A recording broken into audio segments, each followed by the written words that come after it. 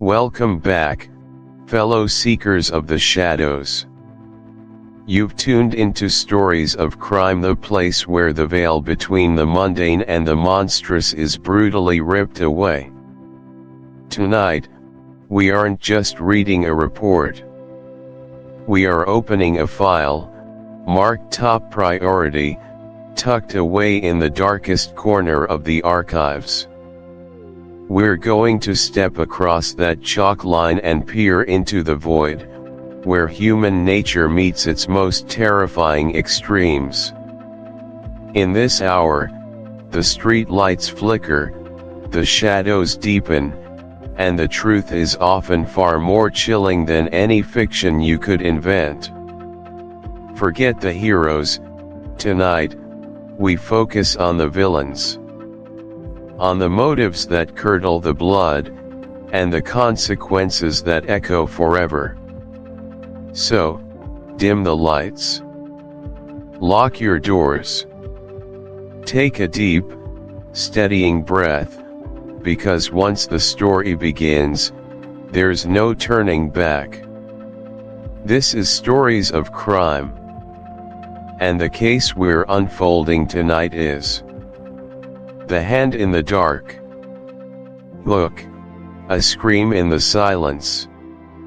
Welcome, dear listener, to a profound exploration into the very architecture of fear and intrigue, as we delve into the opening chapter of The Hand in the Dark, titled Look, a Scream in the Silence.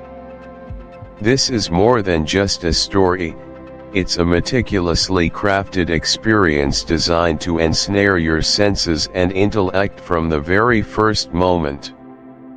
We're going to dissect how such a narrative hook operates, the psychological underpinnings it exploits, and its lasting echoes.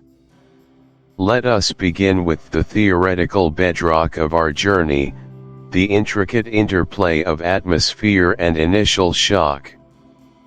Think about this for a second. What truly grips you in a story?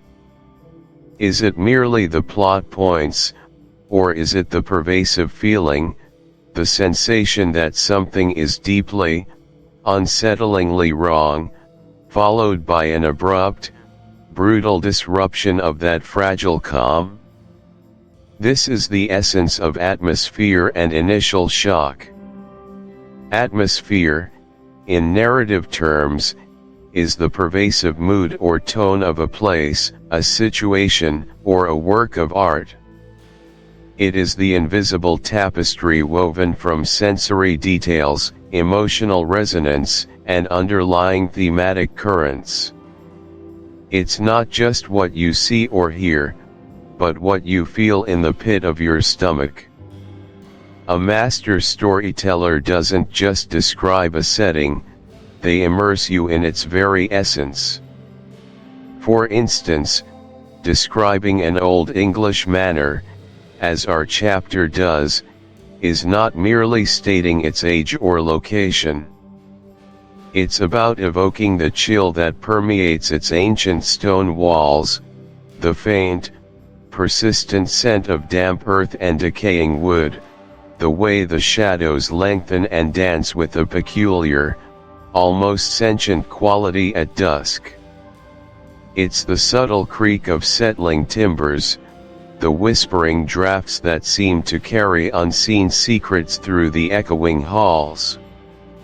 This meticulous accumulation of sensory data creates a palpable sense of foreboding, a quiet hum of expectation that something significant, perhaps terrible, is about to transpire. The atmosphere is a slow, insidious build-up, a tightening coil of anticipation that subtly prepares the audience, or in our case, the listener, for what is to come. It primes our emotional state, making us more susceptible to the narrative's eventual turns. Without this carefully constructed environment, the impact of subsequent events would be significantly diminished, akin to a sudden loud noise in an already cacophonous environment, rather than a jarring clang in a profound, unsettling silence. Now, consider initial shock. This is the sudden, jarring disruption of that meticulously crafted atmosphere, or indeed, of any established normalcy. It is the moment when the world, as we knew it, shatters. Physiologically, initial shock triggers an immediate, primal fight or flight response. Our adrenal glands surge, heart rates accelerate, pupils dilate, and our senses become hyper-alert, yet paradoxically, also potentially overwhelmed and distorted. Psychologically, it manifests as cognitive dissonance, the mind struggling to reconcile a sudden, horrific reality with its previous understanding of safety and order. It's the abrupt tear in the fabric of what was familiar, transforming the ordinary into the extraordinary, the safe into the dangerous. The efficacy of an initial shock lies not just in its unexpectedness, but in its ability to permanently alter the perceived reality of the characters and, by extension, the listener. It is the catalyst that propels the narrative forward, establishing the stakes and defining the central conflict. A well-executed shock is not just loud or violent, it is profoundly unsettling, leaving a lasting impression that reverberates through the entire story. It asks a fundamental question: if this could happen, what else might? The genius of combining atmosphere and initial shock, as Hook, A Scream in the Silence aims to do, lies in their synergistic power. The oppressive atmosphere doesn't just set the scene, it amplifies the shock. The quieter, more unsettling the lead-up, the more profoundly disturbing the sudden violence or horror becomes. The expectation, carefully nurtured by the atmosphere, is sud. Consider, for a moment, a real-world case study, perhaps less about a specific crime and more about the psychological impact of such a sonic event. Think of witnesses to a sudden, violent traffic accident. Often, the sound of screeching tires, the crunch of metal, the shattering glass, these sounds are what etch themselves most deeply into memory, often more vividly than the visual details. The brain registers these sounds as an immediate threat, triggering an acute stress response. In our narrative, this gunshot serves that precise function.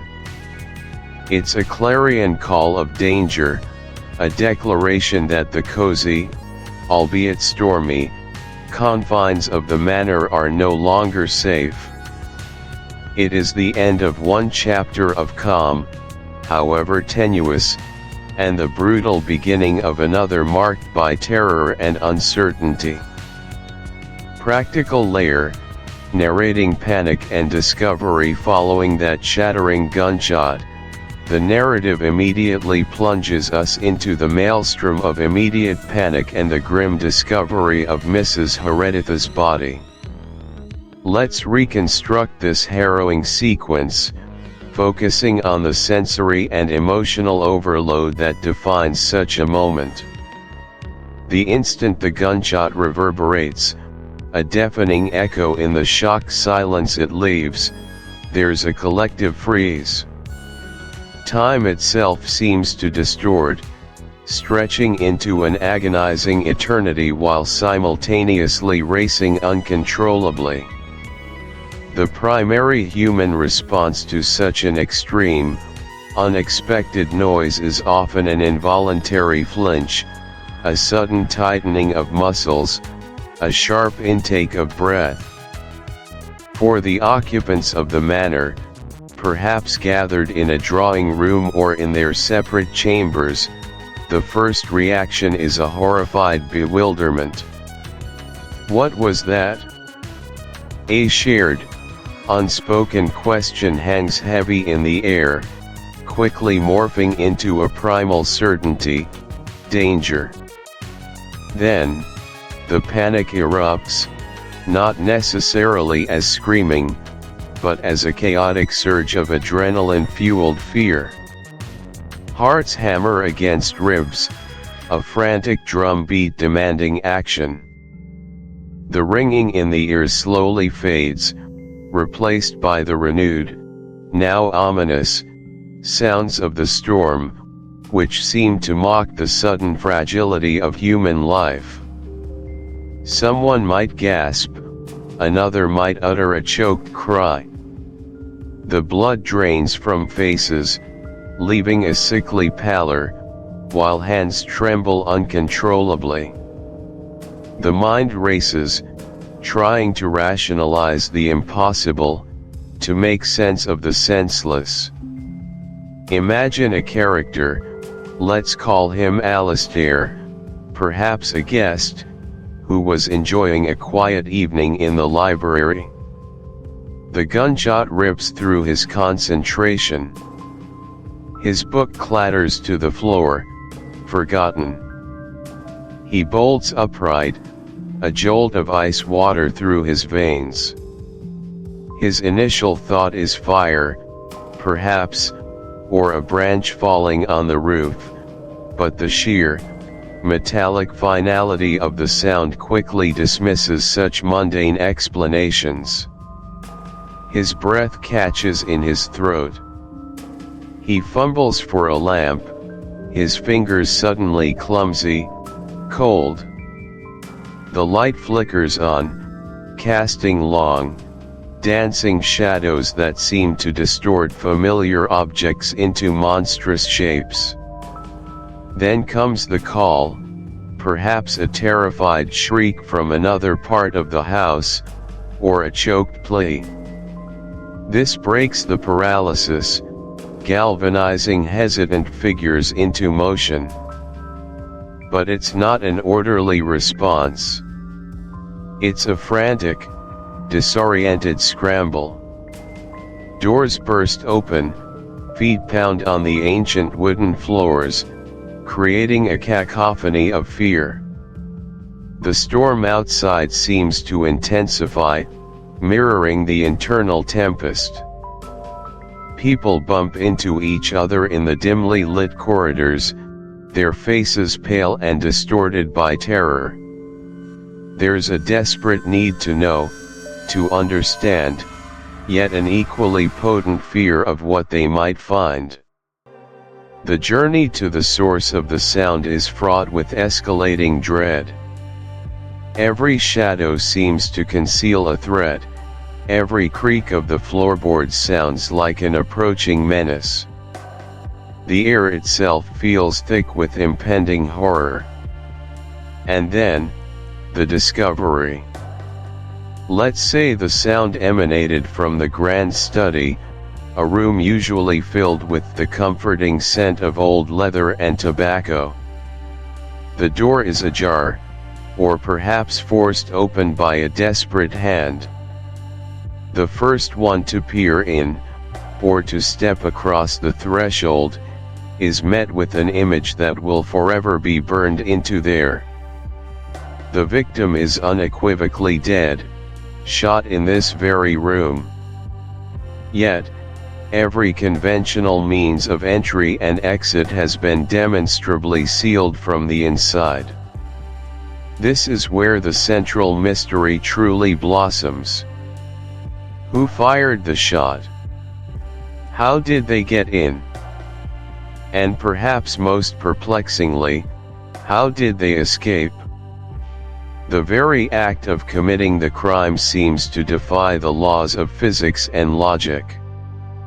Think about why the locked room mystery is such an enduring trope in literature, From Edgar Allan Poe's The Murders in the Rue Morgue to Agatha Christie's countless variations.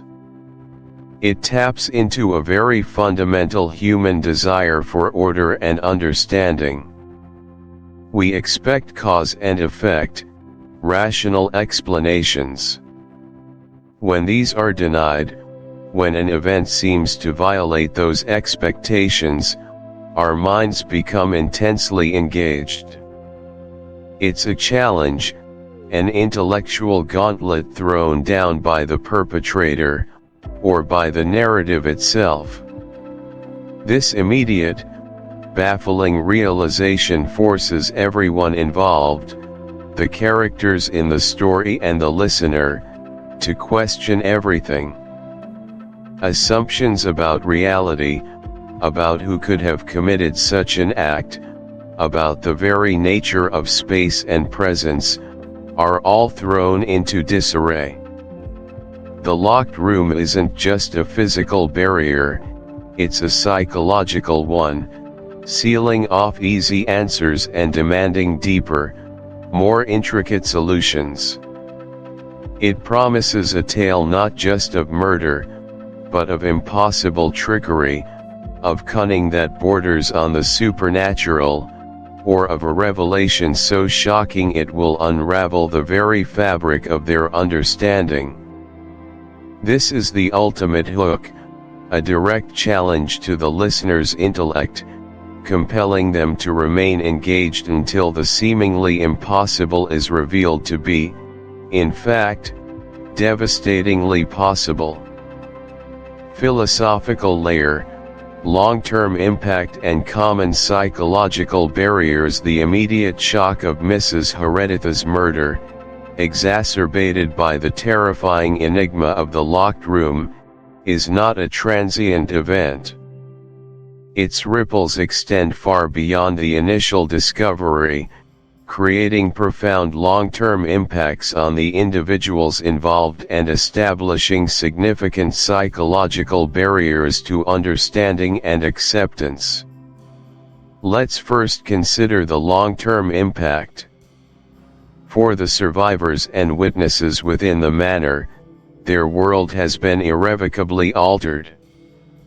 The manor itself, once a symbol of stability, comfort, or even refuge from the storm, transforms into a locus of terror, a haunted space.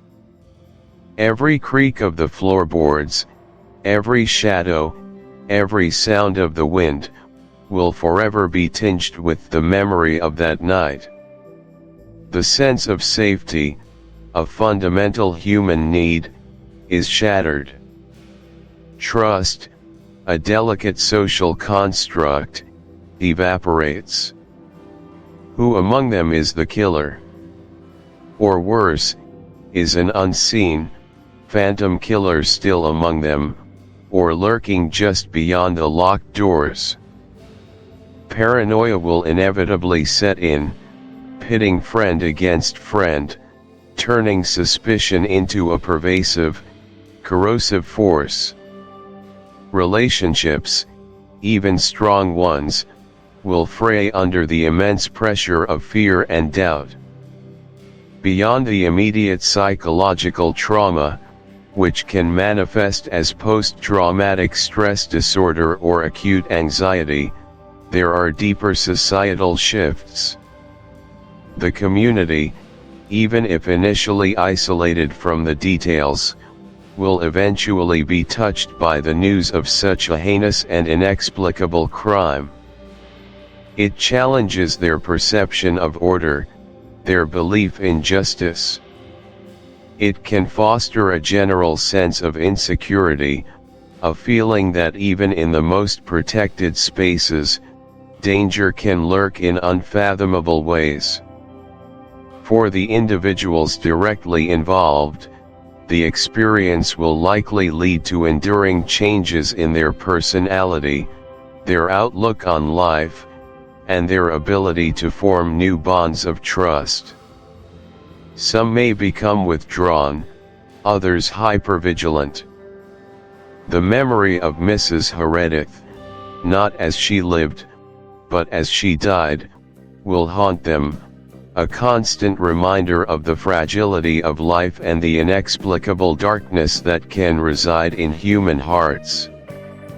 The event becomes a scar on their collective psyche, a permanent marker dividing life into before and after. Now, let's delve into the common psychological barriers that arise in the aftermath of such a shocking event. Perdicup. The journey ahead will require careful observation, a keen mind, and perhaps, a strong constitution. Listener reflection. As we conclude this initial deep dive, take a moment to reflect on the concepts we've explored. How do these elements of atmosphere and shock resonate with your own experiences, even if not tied to a violent crime? Have you ever been in a situation where a sound, or a sudden change in environment, completely shifted your perception of safety or reality? Consider the power of a locked room mystery. Why do you think such scenarios captivate us so profoundly? Is it the intellectual challenge, the inherent contradiction, or something deeper about our need for rational explanations in an often irrational world? Think about the psychological barriers we discussed: denial, cognitive dissonance, memory distortion, confirmation bias, the fight-flight-freeze response, and the erosion of trust. Can you identify instances, perhaps from personal experience or observed events, where these barriers manifested? How do they complicate the search for truth, not just in fictional narratives, but in real life? The purpose of this book, A Scream in the Silence, is not merely to tell a story, but to illustrate how stories are built, how they manipulate our emotions, challenge our intellect, and leave an indelible mark on our understanding of the world. As you continue with The Hand in the Dark, pay close attention to how these foundational elements continue to unfold, evolve, and ultimately lead to the unraveling of a meticulously crafted mystery. The silence after the scream is often more terrifying than the scream itself, and in that silence, true horror and true understanding often begin. Introduction: the narrator's perspective. Welcome, dear listener, to the somber, intricate world of The Hand in the Dark. I am your guide, your constant companion through the labyrinthine corridors of this unfolding mystery. Before we step fully into the shadows of the Heredith estate, let us first establish our footing, to understand the profound art and necessity of setting the scene, and why this initial immersion is not merely a formality, but a cornerstone of our shared investigation. Think about this for a second. When you enter a room, your senses immediately gather an astonishing array of information, don't they? The quality of light, the lingering scent, the subtle chill in the air, the arrangement of objects, the echoes of past conversations that seem to cling to the very walls. This instinctive act of processing our environment is precisely what we aim to replicate and amplify in the opening moments of any compelling narrative, especially a mystery.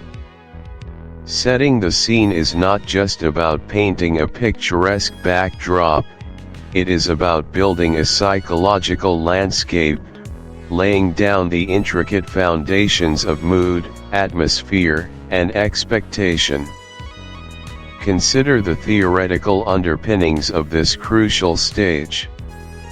It serves multiple, deeply interconnected purposes. Firstly, it establishes the initial atmosphere. Is it one of creeping dread, stately grandeur, quiet melancholy, or vibrant domesticity? The initial brush strokes of our narrative will instantly signal to your subconscious the emotional tonality of the journey ahead. A description of a grand, yet decaying manor, shrouded in perpetual mist, immediately evokes a different set of feelings and expectations than a sun-drenched cottage brimming with cheerful chatter.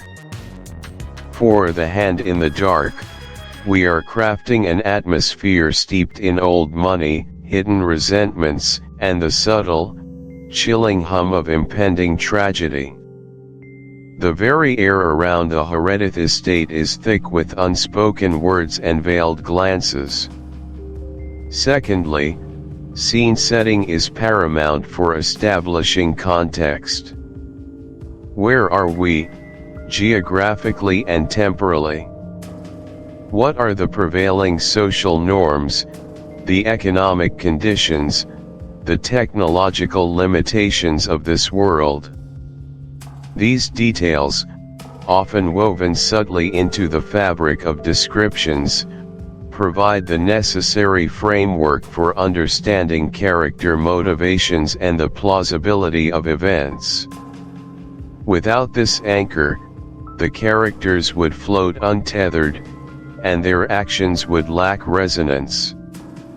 We need to understand the societal expectations that weigh upon the Heredith family, the pressures of their position, and the very specific constraints of their lives, to truly grasp the enormity of what is to come. Furthermore, and perhaps most vitally for a mystery, setting the scene is a masterclass in subtle foreshadowing and the clever deployment of red herrings. A crumbling gargoyle overlooking a neglected rose garden might hint at a fading legacy or a hidden danger. A seemingly innocuous detail, like a perpetually locked study door, could later prove to be of immense significance. The initial descriptions often contain seeds of future revelations, clues hidden in plain sight, designed to be re-evaluated once the full horror of the crime unfolds. My role as your narrator will often involve drawing your attention to these seemingly minor details, prompting you to consider their potential weight. It's a delicate dance, where every descriptive adjective is chosen with precision, not just to embellish, but to inform, to intrigue, and to mislead with elegant purpose. It also serves as a potent tool for character introduction through environment. A character's home, their personal space, often tells us more about them than their direct dialogue ever could. Is the study meticulously organized, or does it groan under the weight of neglected books and forgotten trinkets? Does the drawing room speak of ostentatious display, or a quiet, refined taste? These environmental clues offer a rich, nonverbal narrative about the inhabitants, revealing their priorities, their habits, their hidden facets. As we traverse the Heredith estate, pay close. My narrative voice will also serve as a kind of historical record, piecing together fragments of the past that are vital to understanding the present crime. I will delve into the annals of the Heredith family, revealing past scandals, forgotten triumphs, and lingering resentments that form the bedrock of the current tensions. It is through my voice that the listener gains access to information that even the most diligent detective might struggle to unearth. I am the repository of the untold story, the silent witness to generations of Heredith secrets. To illustrate this guiding principle, imagine a scene where Detective Colwyn examines a letter found at the crime scene. A typical narration might simply state, "Colwyn picked up the crumpled letter." My approach, however, would be more layered, inviting your participation. Colwyn's fingers carefully retrieved the single, crumpled sheet of parchment from beneath the mantelpiece. Observe, if you will, the faint watermark at the corner, almost imperceptible. A specific crest, one belonging to a long-defunct legal firm that handled the Heredith family's most delicate affairs decades ago. The ink, too, possesses a peculiar hue, almost sepia, unlike any modern writing. What does this suggest to you, dear listener, about its age, and perhaps, its enduring significance? This is how I will encourage active engagement, transforming passive listening into an immersive, analytical experience. You are not just hearing a story, you are actively participating in its unraveling. Now, let us delve deeply into the tangled tapestry that is the Heredith family history, and the thick, palpable tension that choked the very air within their household long before the fateful murder. The Heredith name itself, once a beacon of unyielding prestige and formidable wealth, now carried the heavy scent of fading grandeur, like ancient velvet moth-eaten and brittle. For generations, they had been stewards of vast lands and substantial industrial interests, their influence stretching across the county like an enduring shadow. But as with many dynasties built upon the twin pillars of ambition and inheritance, the foundation, over time, had begun to crack under the immense weight of expectation and inherent human failings.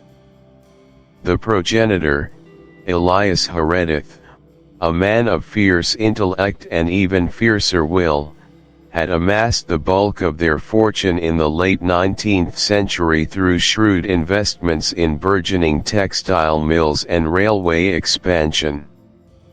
He instilled in his descendants an almost religious reverence for the Heredith name and legacy, a belief that their bloodline carried an inherent right to dominance and distinction. This philosophy, while initially motivating, slowly transmuted into an oppressive burden, fostering a rigid adherence to tradition and an inability to adapt to a changing world. His son, Percival, a man of more artistic temperament, struggled under the iron thumb of his father's ghost. He married for love, a scandalous choice at the time, bringing into the family a vivacious, free-spirited woman named Eleanor.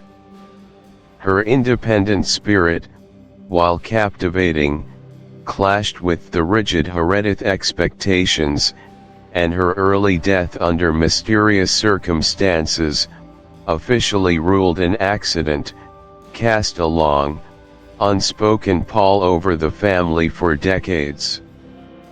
This incident, whispered about in hushed tones by the elder servants, became a foundational secret, a festering wound beneath the polished veneer of respectability.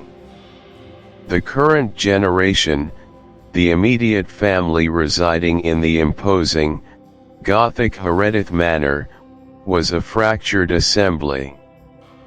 There was Alastair Heredith, the patriarch, a man burdened by the immense legacy and a chronic inability to truly command it. His once sharp business acumen had dulled, replaced by a brooding melancholia and a dependence on increasingly potent brandy. He watched his inherited wealth slowly erode, powerless to halt the tide, leading to a deep, simmering resentment against a world he felt was abandoning him. He clung desperately to the trappings of his position, yet the joy had long si. Understanding these long-standing resentments and unspoken grievances will be paramount as we dissect motives, evaluate alibis, and scrutinize declarations of innocence. The murder, when it occurs, will not be an isolated event, but the culmination of these decades of simmering discontent, a violent punctuation mark at the end of a very long, very painful sentence. Now, with this intricate tableau firmly in our minds, let us consider the arrival of Detective Colwyn and the explicit premise of this audiobook, that we, the listeners, are not mere spectators, but active participants, solving the case alongside the detective. Detective Inspector Arthur Colwyn arrived at Heredith Manor not with a flourish, but with the quiet competence of a man who had seen too much. He wasn't the stereotypical dashing, brilliant sleuth of fiction, but a man forged in the crucible of countless human tragedies. Colwyn was in his late 40s, his hair already streaked with silver at the temples, his face etched with the faint lines of prolonged thought and subtle weariness. Yet, his eyes, a piercing shade of gray, held an unnerving intensity, missing nothing, evaluating everything. He dressed in practical, unassuming tweed, carrying a worn leather satchel that seemed to contain the distilled essence of his profession. He possessed a quiet authority that commanded respect without needing to demand it, a patience that could be mistaken for slowness, but was, in fact, a meticulous refusal to rush to judgment. His method was one of painstaking observation, relentless questioning, and a profound, almost empathetic understanding of the human condition, even in its darkest manifestations. The premise of this audiobook is precisely this: to offer you an unparalleled opportunity to step into the role of a consulting detective, to apply your own intellect and observational prowess to the myriad clues and complexities of the Heredith case. I, as your narrator, will be your lens, your guide, and your access point into Colwyn's mind and the crime scene itself. We will follow him, yes, but we will also often arrive before him, or perhaps linger on a detail he might, in his initial assessment, overlook. Imagine a step-by-step exercise from the moment Colwyn first steps onto the estate. As he exits his rather unassuming vehicle, I might whisper to you, observe the way the autumn leaves cling to the ancient iron gates, unraked, untouched. A sign of recent neglect, perhaps. Or a deliberate choice by the Herediths to maintain a facade of wild, untamed grandeur, even as their fortunes wane. This immediately invites you to engage, to scrutinize the environment not just as scenery, but as potential evidence. As Colwyn approaches the imposing front door, his gaze will sweep across the facade. My narration will mirror this, but with added depth. Colwyn noted the subtle disrepair of the stonework, the creeping ivy that seemed to actively consume the very structure. But what did he miss, or perhaps, what detail did he file away for later consideration that you, dear listener, might find immediately striking. Was it the peculiar pattern of dried mud on the bottom step, too regular for a simple garden stray?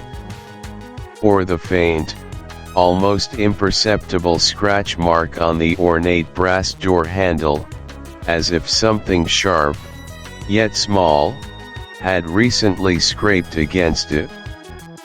We will hear the testimonies of witnesses and suspects not just as spoken words, but through my interpretive lens, allowing you to gauge the speaker's sincerity, their hidden anxieties, their subtle evasions. When Colwyn interviews one of the Heredith family members, I will describe not just their verbal responses, but also their posture, their fidgeting hands, the way their voice might crack ever so slightly under pressure. I might even offer you a psychological insight.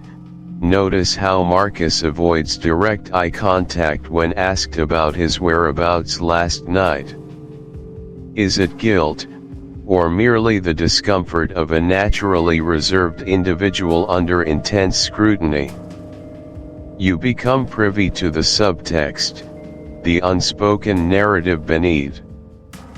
Once we form an early theory about who the culprit might be, we subconsciously start to filter all subsequent information through that lens, often dismissing contradictory evidence or overemphasizing supporting details. In The Hand in the Dark, if you decide early on that Marcus is the killer, you might find yourself interpreting every one of his nervous gestures as a sign of guilt, while overlooking equally suspicious behavior from other characters. Overcoming confirmation bias requires a conscious and disciplined effort to remain open-minded, to constantly re-evaluate, and to actively seek out information that might challenge your most cherished theories. Another significant barrier is tunnel vision. This occurs when we become so fixated on a particular line of inquiry or a specific set of details that we fail to see the broader picture or consider alternative explanations. We might obsess over a seemingly crucial piece of evidence, like the scratch on the door handle, to the exclusion of other, perhaps more significant, clues. This narrow focus can lead us down unproductive paths and prevent us from making the crucial leaps of insight required to solve the mystery. A good detective, and a good listener, must possess the mental agility to pivot, to step back, and to re-examine the entire landscape of clues from a fresh perspective. Overlooking subtle details is also a common pitfall. Our brains are remarkably efficient at filtering out what they deem irrelevant, but in a meticulously crafted mystery, often the most seemingly insignificant detail holds the key. A misplaced object, a peculiar turn of phrase, a barely audible sound, these can be the linchpins of the entire solution. The tendency to skim over descriptive passages or to assume certain bits of dialogue are just filler can lead to missing vital clues. My role as your narrator will often be to gently nudge your attention towards these easily dismissed subtleties, but ultimately, the active observation is yours. Assuming too much or too little is another balancing act we often struggle with. On one hand, we might jump to conclusions based on insufficient evidence, filling in gaps with our own interpretations rather than waiting for facts. On the other hand, we might be too cautious, failing to make reasonable inferences or connections between pieces of information that, when combined, point strongly in a particular direction. The art of detection lies in finding the precise equilibrium between informed speculation and grounded fact. Emotional entanglement with characters can also cloud our judgment. If we grow fond of a particular character, we might subconsciously dismiss any evidence that points to their culpability. Conversely, if we dislike a character, we might be quicker to suspect them, even if the evidence is flimsy. Our personal biases and emotional responses, while natural, can be powerful saboteurs of objective analysis. Maintaining a certain detachment, while still engaging with the human drama, is crucial for impartial investigation. Finally, the sheer complexity of a truly deep-dive mystery can be a psychological barrier in itself. The abundance of characters, the convoluted timeline, the overlapping motives, and the sheer volume of information can be overwhelming. Some listeners might simply give up, preferring to be told the solution rather than actively seeking it. The challenge, and indeed the reward, lies in embracing this complexity, breaking it down into manageable parts, and trusting in the eventual emergence of order from apparent chaos. As we embark on this journey through The Hand in the Dark, I invite you to consciously battle these psychological barriers. Be a vigilant observer, a relentless questioner, and an open-minded analyst. Challenge your own assumptions. Look for what isn't there, as much as what is. Let your mind be a canvas upon which the myriad details are painted, and then, with patience and keen insight, begin to connect the dots. The satisfaction of uncovering the truth, of identifying the hand in the dark, will be. Chapters 1 to 6, The Silent Witness. Welcome, dear listener, to a profound exploration into the heart of a mystery, a journey into the intricate tapestry of crime and consequence. This is chapters 1 through 6, The Silent Witness, from our deeper dive into The Hand in the Dark. Today, we embark on the crucial initial phase of any investigation, the moment of discovery and the painstaking collection of initial clues. It is here, in these foundational moments, that the entire trajectory of justice can be set, or tragically, derailed. Our focus for this extensive segment will be multi-layered. First, we will delve into the theoretical underpinnings of discovery and initial clues, examining the scientific principles and methodologies that guide professionals in these high-stakes scenarios. Then, we will transition into the practical application, detailing with meticulous care the initial police examination of a hypothetical yet remarkably realistic crime scene. We will introduce the pivotal figures who populate this unfolding drama: the husband, the guests, and the servants, each harboring their own secrets and motivations. And finally, we will shine a spotlight on a particularly enigmatic clue, the chilling hand in the dark that reportedly startled our victim just before her demise. To conclude, we will reflect on the profound, long-term impact of such events and dissect the common psychological barriers that can impede a clear path to truth. So, settle in, and let us begin our meticulous examination. Theoretical layer, discovery and initial clues, A profound examination, the genesis of an investigation, first responders and the golden hour. Imagine, if you will, the sheer chaos and visceral shock that erupts when a violent crime is first reported.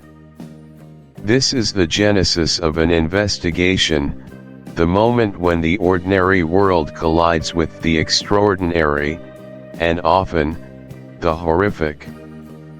The first responders, typically uniformed police officers, are the unsung heroes of this initial phase. Their arrival on the scene triggers what is often referred to as the golden hour.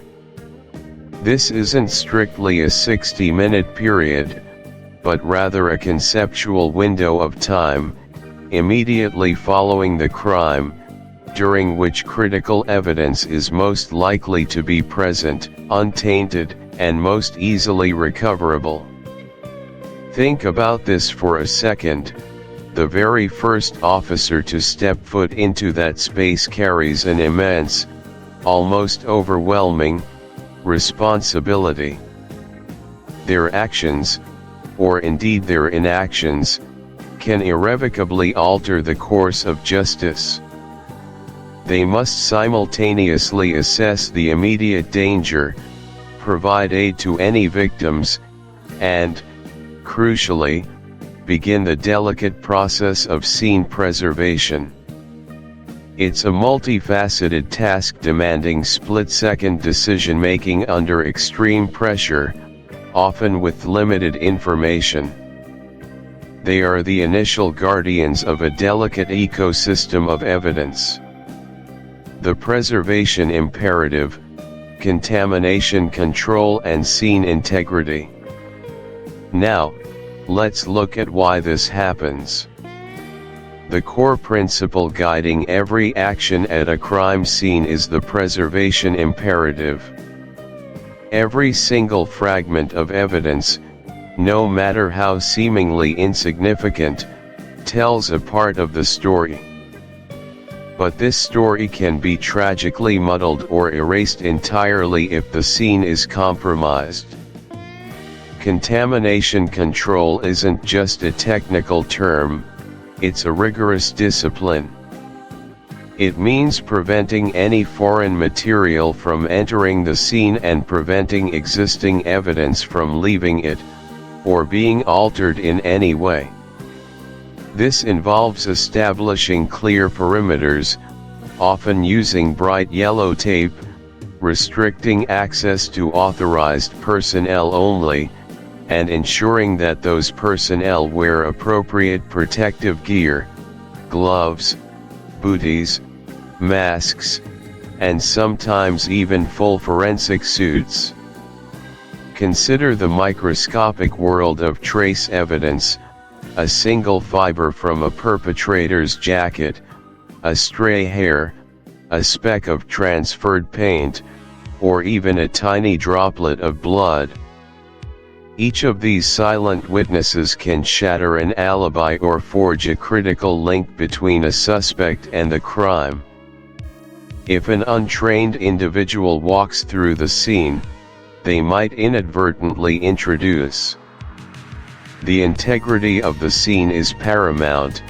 It is the sacred ground where the truth is enshrined. The art of observation, beyond the obvious. Beyond the strictly procedural, there is an art to observation, a skill that transcends mere looking. It's about seeing.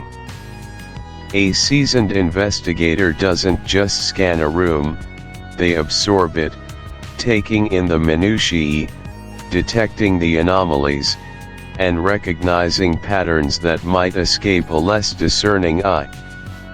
This involves systematic scanning, often in a grid or spiral pattern, to ensure every square inch is considered.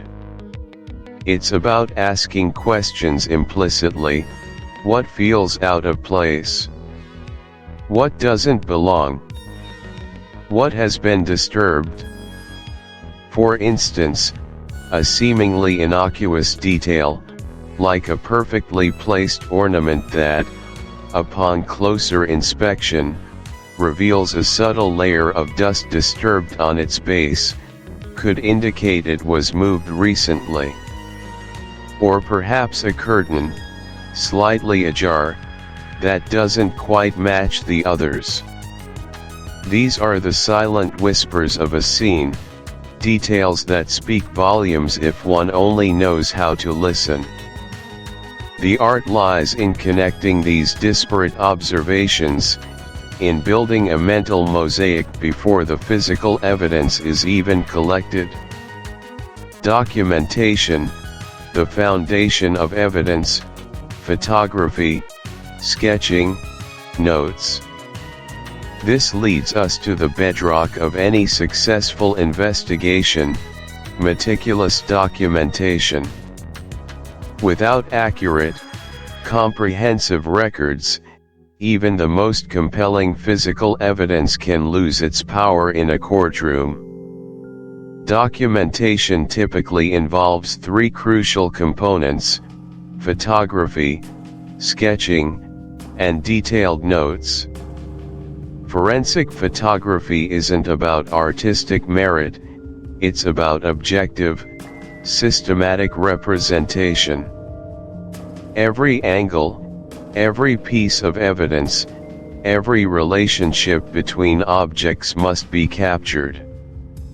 This includes overall shots, mid-range shots establishing context, and close-up shots with rulers or scales to indicate size. The camera acts as an unbiased recorder, preserving the scene exactly as it was discovered, before anything is moved or altered. Then there's sketching. While photography offers a precise visual, a detailed sketch provides a clearer spatial understanding, showing relative distances and relationships between items that might be obscured in photographs.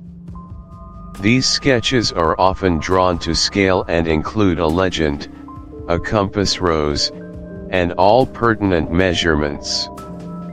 They are a visual blueprint of the crime. Finally, and perhaps most critically, are the detailed notes. These are the investigator's unfiltered observations, recorded as they happen. They include the date, time, weather conditions, personnel present, every item observed, its location, its condition, and any initial thoughts or theories. These notes serve as the primary source material, refreshing memory, and providing irrefutable testimony during later proceedings. Together, these three forms of documentation create an unshakable foundation for the entire case. The crucial role of victimology and background checks. Moving beyond the physical scene, a vital theoretical aspect of initial clues involves understanding the victim. This is the field of victimology, a comprehensive study of the victim's life, habits, relationships, and vulnerabilities. It's not about victim blaming, but about constructing a complete picture of who this person was, because often, the motive for a crime lies hidden within the victim's own circumstances. Investigators will conduct extensive background checks, financial records, employment history, social media presence, personal relationships, any known enemies or disputes, medical history, even their daily routines. Was the victim wealthy? Did they have debts? Were they involved in any illicit activities? Did they recently have a major life change, such as a new relationship or a business venture? All of these questions, and their answers, can open up entirely new avenues of inquiry and help narrow down the pool of potential suspects. The victim's life story becomes a crucial part of the investigative puzzle. The early stages of profiling, what the scene tells us. Finally, even in the initial stages, Th. Detective Inspector Thorne, taking charge, directed his team. They moved slowly, their gazes sweeping across every surface. What they found was a stark contrast to the room's former grandeur. A priceless Ming vase, typically displayed on a pedestal near the fireplace, was now lying on its side, miraculously unbroken, but out of place. This was a critical observation. Was it knocked over during a struggle, or moved intentionally? On the polished mahogany coffee table, an open book, a Victorian novel, lay face down, as if interrupted mid-sentence. Near Lady Finch's outstretched hand, a small, silver locket, usually worn around her neck, was on the floor, its clasp broken. Its contents, a miniature portrait of a young man, stared silently upwards.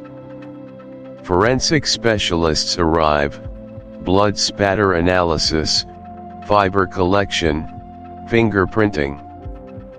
By dawn, the forensics team had arrived, a cadre of specialists in pristine white suits.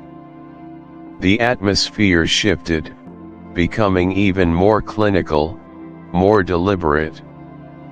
Dr. Eris Thorne, a renowned forensic pathologist, began his initial external examination of Lady Finch's body. He noted the precise location of the wound, the pooling of blood, the early stages of rigor mortis and lividity, crucial indicators for estimating time of death. Meanwhile, other specialists began their intricate work. A blood spatter analyst meticulously photographed and measured the patterns on the wall and rug, hoping to reconstruct the dynamics of the attack. Fiber collection was next. Tiny adhesive strips were pressed against surfaces, meticulously labeled, and bagged, each promising to pick up stray threads from clothing or upholstery. Fingerprint technicians, dusting with fine powder, searched every conceivable surface, doorknobs, tabletops, the broken locket, hoping for a clear print, a definitive identifier.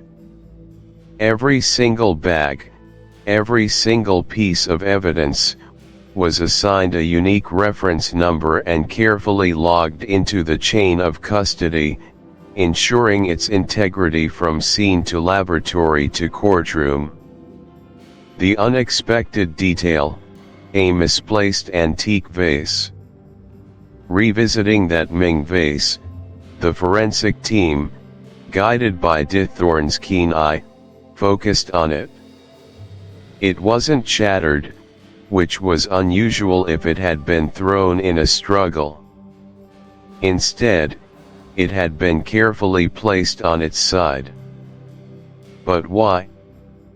Further examination revealed faint dust smudges on the side that had been resting against the floor, suggesting it had been lying there for some time, perhaps before the struggle, or placed there deliberately afterward to create a false impression. This was no mere accident, this was a purposeful act, adding a layer of cunning to the crime scene. It complicated the narrative, making it clear that what was visible was not necessarily the complete truth. The victim's body, initial observations, rigor mortis, lividity.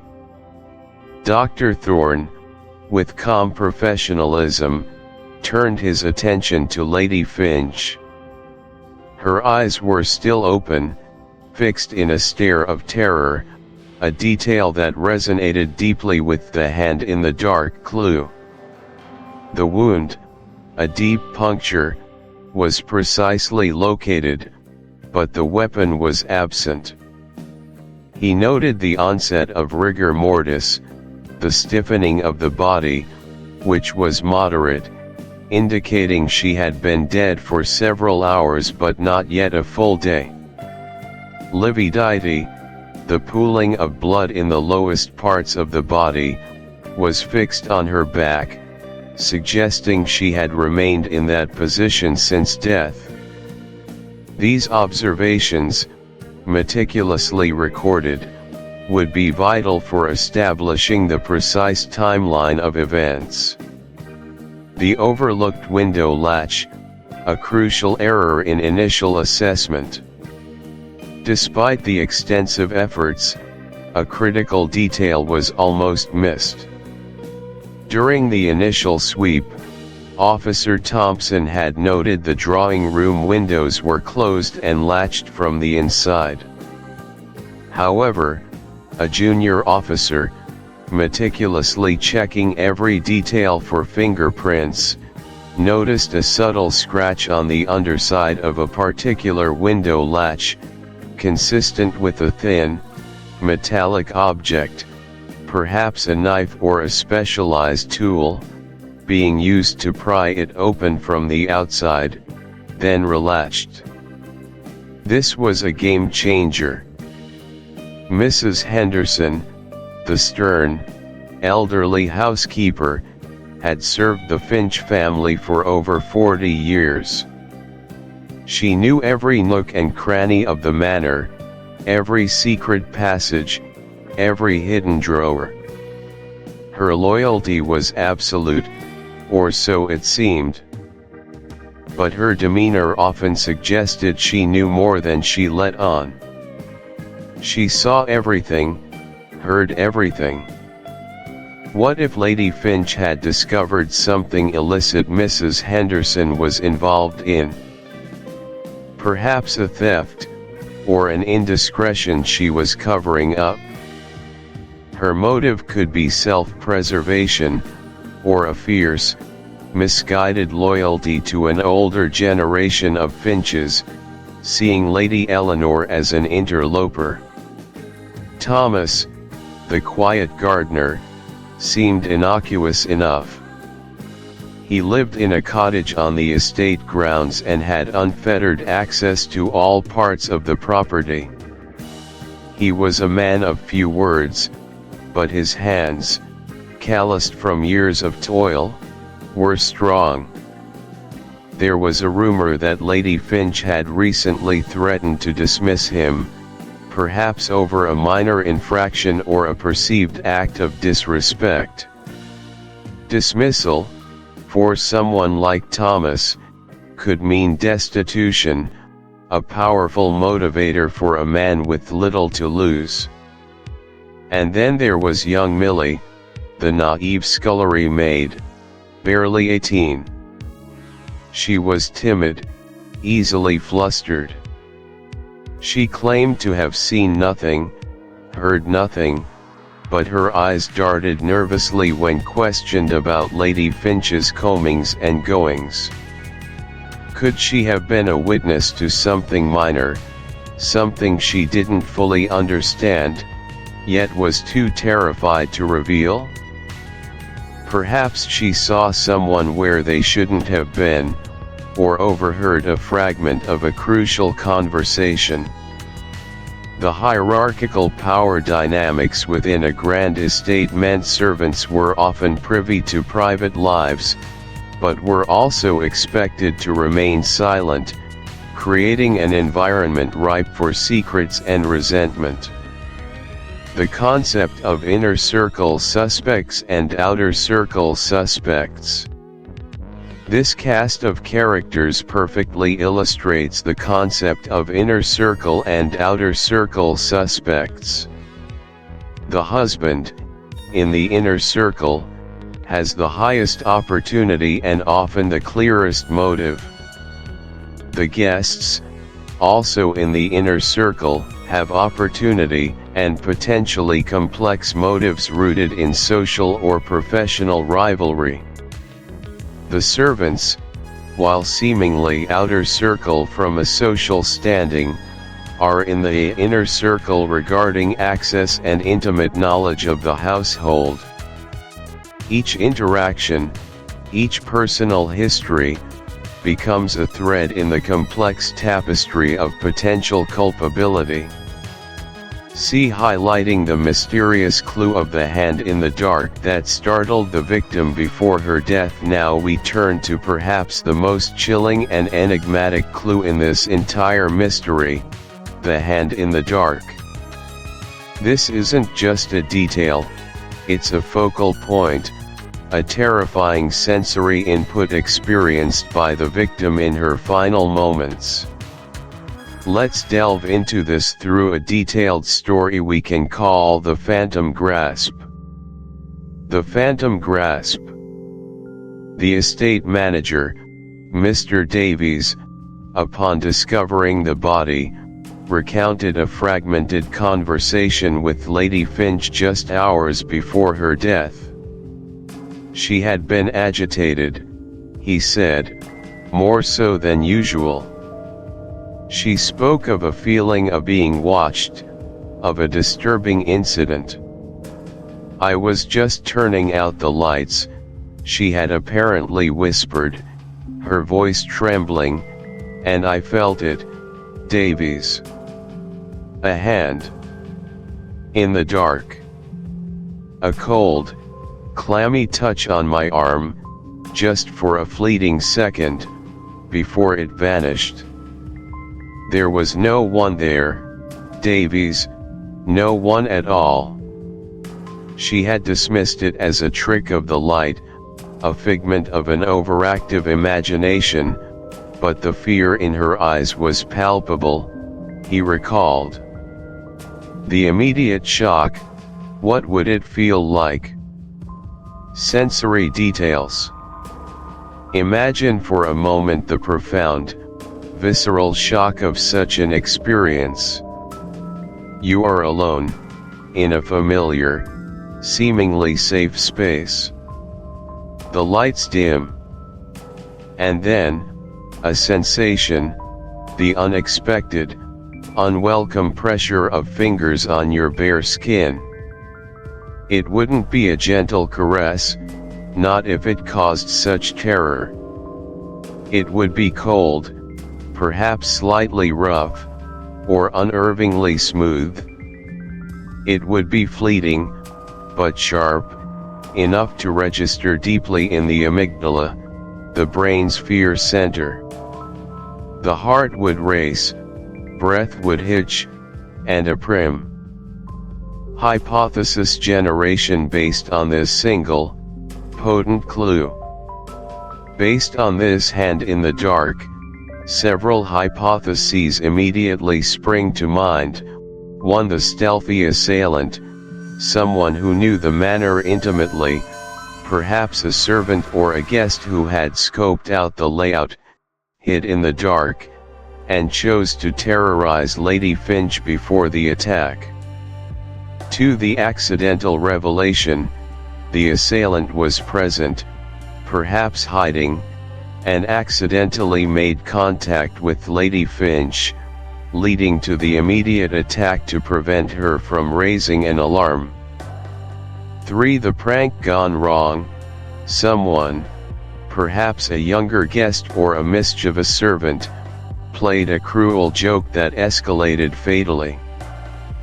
4. The misinterpretation, Lady Finch's fear of being watched, combined with a benign environmental factor, led to a misinterpretation that had no direct bearing on the actual attack sequence. Each hypothesis must be explored, tested against the evidence, and discarded or pursued as new facts emerge.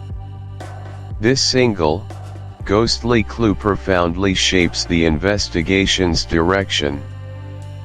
3. Philosophical layer, long-term impact and common psychological barriers. As we draw towards the conclusion of this chapter, let us broaden our perspective to the profound philosophical implications of such investigations, and the very human challenges they present. The pursuit of truth, while noble, is fraught with long-term impacts and insidious psychological barriers. Long-term impact of unresolved clues, the chilling ripple effect on communities, families, and the investigators themselves. The burden of the unknown. An unresolved murder, especially one with tantalizing yet elusive clues like the hand in the dark, casts a long, chilling shadow. For the immediate family, the absence of closure is a persistent, gnawing wound. Grief is already an unbearable burden, but unresolved grief, compounded by unanswered questions, can become a lifetime of torment. The killer walks free, the truth remains hidden, and the family is left suspended in a perpetual state of uncertainty, forever haunted by the what-ifs. For the community, a violent crime like the one at Alabaster Manor shatters the illusion of safety. Trust erodes. Neighbors eye each other with suspicion. The tranquil countryside suddenly feels menacing. Property values may drop, social gatherings become strained, and a pervasive sense of unease settles over daily life. The silent witness remains silent, and its silence breeds fear and distrust. And for the investigators themselves, the burden is immense. Unsolved cases can haunt them for decades, becoming personal failures. The weight of justice denied can lead to immense emotional toll, a deep-seated frustration that can color their entire career and even their personal lives. The unknown is a heavy cloak, smothering hope and fostering a relentless, often agonizing, self-reproach. The investigator's burden, PTSD, burnout, the relentless pursuit of justice. The very nature of crime scene investigation exposes individuals to the darkest aspects of human nature. Dealing with death, trauma, and human depravity on a daily basis is not without consequence. Investigators are susceptible to post-traumatic stress disorder (PTSD), characterized by intrusive thoughts, flashbacks, nightmares, and emotional numbness. The grim details, the lingering sense, the images of violence, can become indelibly etched in their minds. Burnout is also a significant risk. The relentless hours, the emotional demands, the pressure to solve the case, and the constant exposure to suffering can lead to profound emotional and physical exhaustion. Yet, despite these harrowing challenges, the relentless pursuit of justice often propels them forward. It is a calling, a moral imperative, born from a deep desire to give voice to the voiceless and to right the wrongs of society. Societal echoes, how such cases shape public perception of safety and justice. The lasting fear. Beyond the immediate individuals, an unresolved case resonates throughout society, shaping public perception of safety and the efficacy of the justice system. If a crime. Let us remember the profound impact of these initial moments, for they are the very genesis of justice, and the foundations upon which truth is, or sometimes tragically, isn't, built. Listener reflection: as you reflect on this extensive journey through discovery and initial clues, consider a moment in your own life where a seemingly insignificant detail revealed a much larger truth. Think about the power of observation, not just in solving crimes, but in understanding the world around you. How often do we, in our daily lives, fall victim to confirmation bias, seeking only what validates our existing beliefs? Take a moment to ponder how a single, enigmatic clue, like the hand in the dark, can simultaneously be the most terrifying and the most tantalizing piece of a puzzle.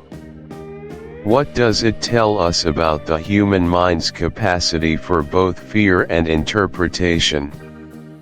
And finally, consider the immense psychological toll on those dedicated professionals who tirelessly work to bring light into the darkest corners of human behavior.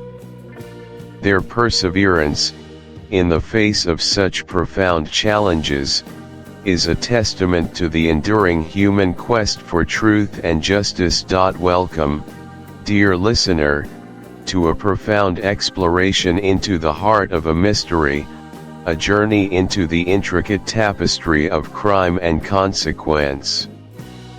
This is chapters 1 through 6, The Silent Witness, from our deeper dive into The Hand in the Dark.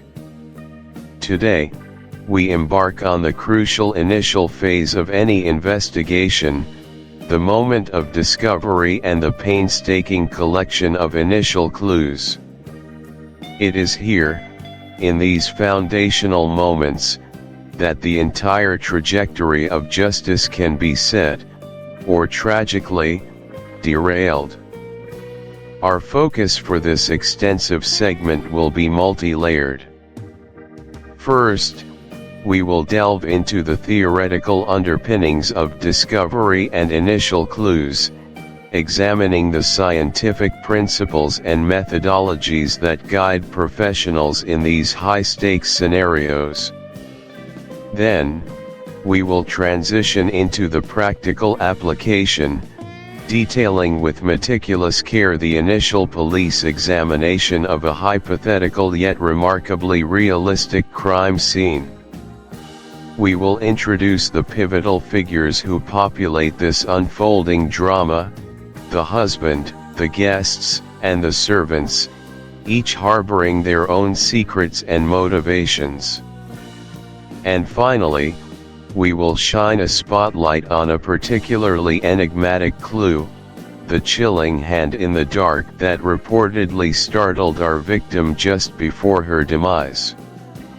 To conclude, we will reflect on the profound, long-term impact of such events and dissect the common psychological barriers that can impede a clear path to truth. So, settle in, and let us begin our meticulous examination.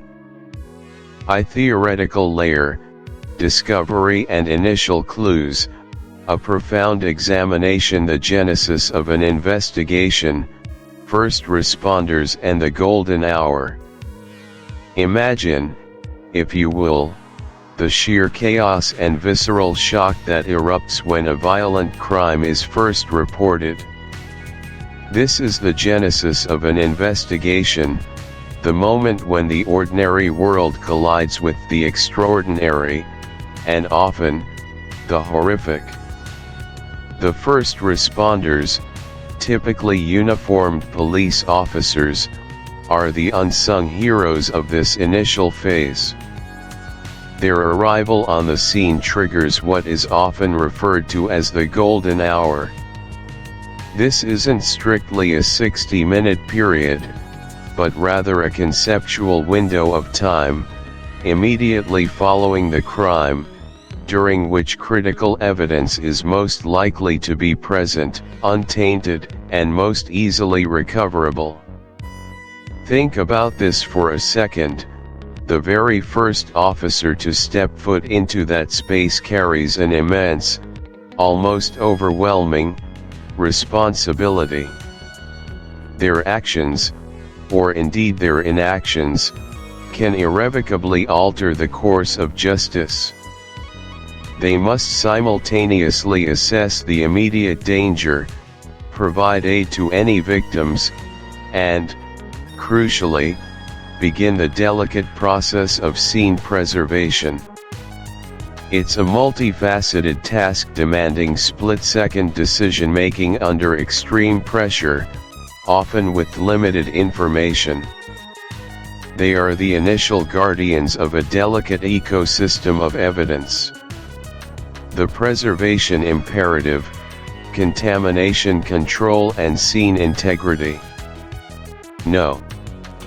Was the victim wealthy? Did they have debts? Were they involved in any illicit activities? Did they recently have a major life change, such as a new relationship or a business venture? All of these questions, and their answers, can open up entirely new avenues of inquiry and help narrow down the pool of potential suspects. The victim's life story becomes a crucial part of the investigative puzzle. The early stages of profiling, what the scene tells us. Finally, even in the initial stages, the crime scene itself begins to tell a story about the perpetrator. This is the nascent phase of criminal profiling. Without knowing who committed the crime, investigators can often deduce what type of person might have done it. Was the crime planned or impulsive? Was there a struggle, or was the victim taken by surprise? Was the scene left orderly or chaotic? Was there an attempt to conceal evidence, or was it a brazen act? For example, a highly organized crime scene with a meticulous removal of evidence might suggest a perpetrator with a high degree of intelligence and planning capabilities, perhaps someone known to the victim. Conversely, a chaotic scene, driven by overwhelming emotion, might point to an impulsive act, perhaps by someone in a rage. The nature of the weapon, the entry point, the method of attack, all these details contribute to building an initial psychological sketch of the unknown assailant. This early profiling acts as a compass, guiding the investigation in the absence of a known perpetrator.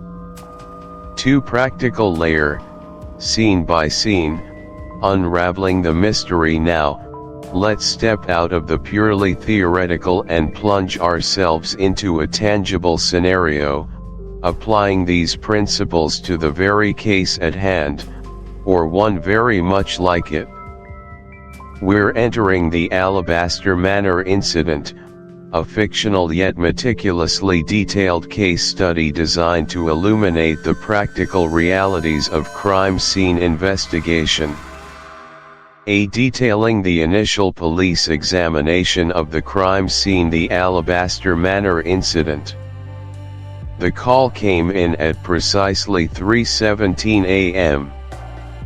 A frantic, breathless whisper reporting a discovery, Lady Eleanor Finch, found unresponsive in her opulent drawing room, a single, crimson stain blossoming on her pristine white gown. The address, Alabaster Manor, nestled deep within the verdant English countryside, a place traditionally synonymous with peace and privilege, now chillingly marked by tragedy. First on scene, Officer Thompson's meticulous initial assessment. Officer Thompson, a man whose 20 years on the force had imbued him with a stoic calm, was the first uniformed officer to arrive. His patrol car's blue lights painted an eerie, pulsing glow across the grand facade of Alabaster Manor. Stepping out, he immediately took note of the bitter chill in the pre-dawn air, the unsettling silence, broken only by the distant hoot of an owl. His initial assessment began before he even crossed the threshold. The main gates were open, not forced, suggesting either a known entry or a departure in haste. He noted the meticulously manicured rose garden, the slight dampness on the gravel path. Upon entering, guided by the estate manager, Mr. Davies, his senses were assaulted, the faint, metallic tang of blood, mingling with the heavy scent of antique polished wood and fading lilies. The drawing room, a tableau of Gilded Age elegance, was where Lady Finch lay. Thompson's eyes swept the room methodically. Lady Finch was positioned awkwardly on the Persian rug, her hand outstretched, as if reaching for something unseen. There was no obvious sign of forced entry into the house itself, no broken glass, no splintered door frames. This immediately suggested an inside job, or at least, an attacker who bypassed conventional security. Establishing the perimeter and securing the area. Officer Thompson's first decisive action, after a quick check for signs of life and immediate threats, was to secure the scene. He dispatched Mr. Davies to retrieve any staff members who might be awake, instructing them not to enter or leave any area without specific permission. The overlooked window latch, a crucial error in initial assessment. Despite the extensive efforts, a critical detail was almost missed. During the initial sweep, Officer Thompson had noted the drawing room windows were closed and latched from the inside. However, a junior officer, meticulously checking every detail for fingerprints, noticed a subtle scratch on the underside of a particular window latch, consistent with a thin, metallic object, perhaps a knife or a specialized tool, being used to pry it open from the outside, then relatched. This was a game changer. It suggested an exterior entry, a point of access that had initially been dismissed, causing a complete re-evaluation of the no forced entry theory. This highlights a common pitfall, confirmation bias, where an initial assumption can blind investigators to contradictory evidence. The importance of immediate witness interviews. As the forensics team worked, Dithorne initiated immediate interviews with everyone present at the manor. Mr. Alastair Finch, Lady Finch's husband, was the first, followed by the household staff and any overnight guests. These initial interviews are crucial because memories are freshest, and individuals haven't had time to concoct elaborate stories or coordinate alibis.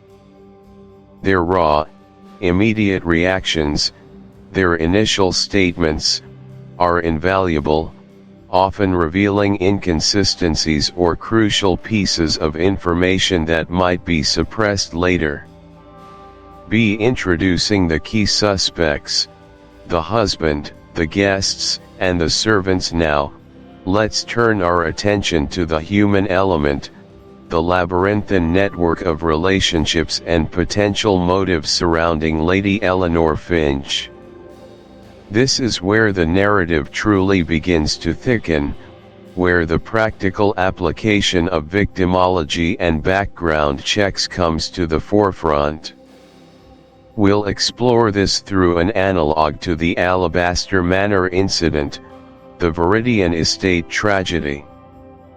The husband, Mr. Alastair Finch, his alibi, his demeanor, his financial situation, his relationship with the victim.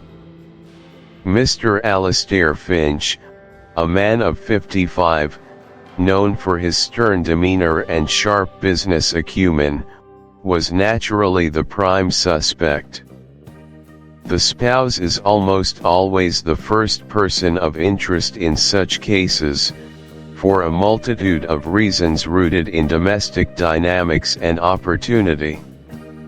In our analog, the Viridian estate tragedy, Mr. Finch's initial statement was terse, almost cold. He claimed he had been in his study, working late into the night, a common occurrence. His alibi was a solitary one, no witnesses. His demeanor was equally telling, or perhaps, designed to be misleading. He expressed sorrow, but it lacked a certain genuine anguish, a raw quality one might expect from a suddenly bereaved husband. Instead, there was a controlled grief, almost professional. This immediately raised red flags for Thorne.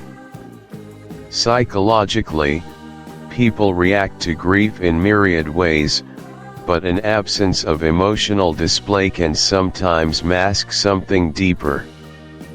Financially, the Finches were outwardly wealthy, but a preliminary check revealed a complex web of investments, some on the verge of collapse. Lady Eleanor, it turned out, controlled a significant portion of the family trust. Her death would trigger a substantial inheritance for Alastair, potentially solving his financial woes. Their relationship, according to staff, was strained, marked by long silences and occasional, hushed arguments. There were whispers of infidelity on both sides, a common motive in spousal crimes.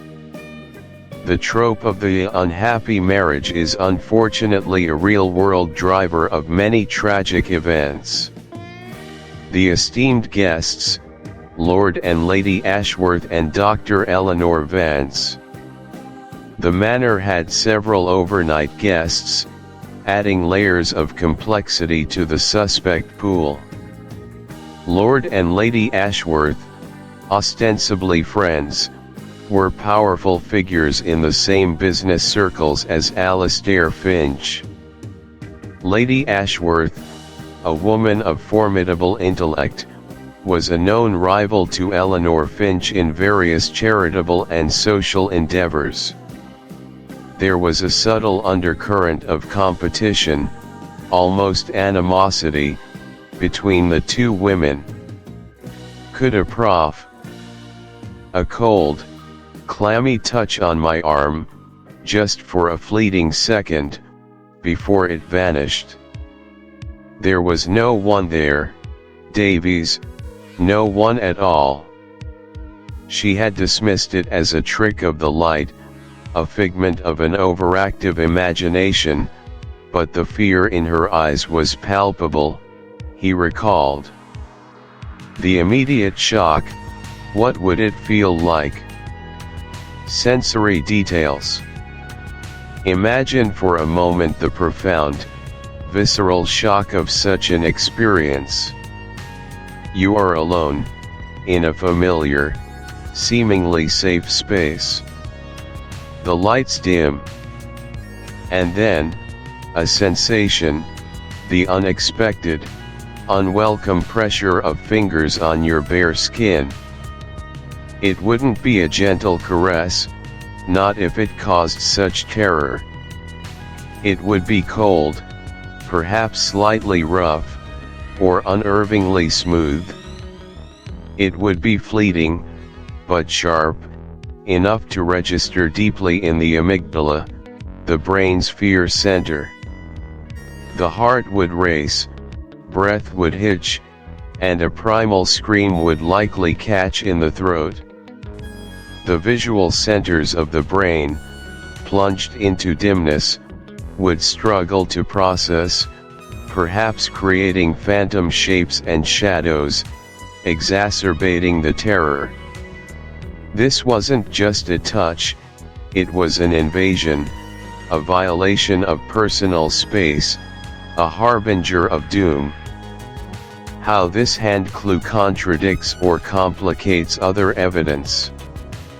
This hand in the dark clue immediately throws a wrench into several initial assumptions. If it was a purely physical touch by an assailant, how did they vanish so completely, leaving no trace? If the room was dark, how could they navigate? And if it was a precursor to the attack, why the delay? Why the momentary touch before the fatal blow? It complicates the narrative, suggesting either a stealthy, almost supernatural killer, or perhaps a psychological component we're not yet grasping. It forces investigators to consider possibilities beyond the obvious. Psychological impact on the victim and subsequent investigators. For Lady Finch, this experience would have been deeply unsettling, eroding her sense of security, raising her anxiety levels. It explains her agitated state. For the investigators, this clue is a double-edged sword. It's tantalizing, a direct link to the victim's final moments of consciousness. But it's also maddeningly vague, open to multiple interpretations. It plays on primal fears, injecting a chilling, almost supernatural element into an otherwise grimly mundane murder investigation. It can lead to psychological barriers, such as excessive theorizing or even emotional contamination if not handled with objective rigor. Was it a warning, a threat, or a misinterpretation? This single clue begs critical questions. Was it a deliberate warning, a moment of psychological torment before the physical assault? Was it a botched attempt to silence her, or perhaps the perpetrator fumbling in the dark? Or, and this is crucial, was it a complete misinterpretation? In a state of heightened anxiety, a loose curtain brushing against her arm, a creak of old floorboards, even a sudden internal physiological sensation, could be perceived as a terrifying touch. This forces investigators to consider both physical and psychological explanations. Analyzing the environment for possibilities, shadow play, an object, another person, or a hallucination born of fear. To solve this, investigators must meticulously analyze the environment. Could a specific arrangement of furniture or a particular light source create a shadow that mimicked a hand? Was there an object, perhaps a loose branch scraping against the window, or a piece of decor that could have swung and made contact? Of course, the most straightforward explanation is another person. But if so, how did they escape detection? And finally, the grim possibility, was it a hallucination, a product of Lady Finch's stressed mind, perhaps amplified by fear or even an underlying medical condition?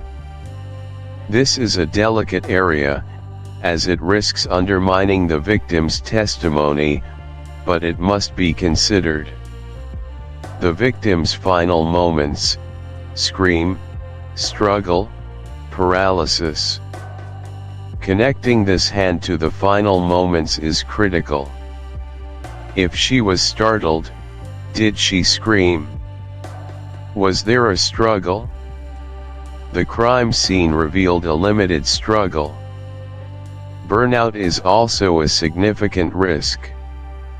The relentless hours, the emotional demands, the pressure to solve the case, and the constant exposure to suffering can lead to profound emotional and physical exhaustion. Yet, despite these harrowing challenges, the relentless pursuit of justice often propels them forward. It is a calling, a moral imperative, born from a deep desire to give voice to the voiceless and to right the wrongs of society. Societal echoes: how such cases shape public perception of safety and justice. The lasting fear. Beyond the immediate individuals, an unresolved case resonates throughout society, shaping public perception of safety and the efficacy of the justice system. If a crime at a grand manor, with all its resources and prominence, can go unsolved, what hope is there for the ordinary citizen? This can lead to an erosion of faith in institutions, a rise in cynicism, and a pervasive sense of vulnerability.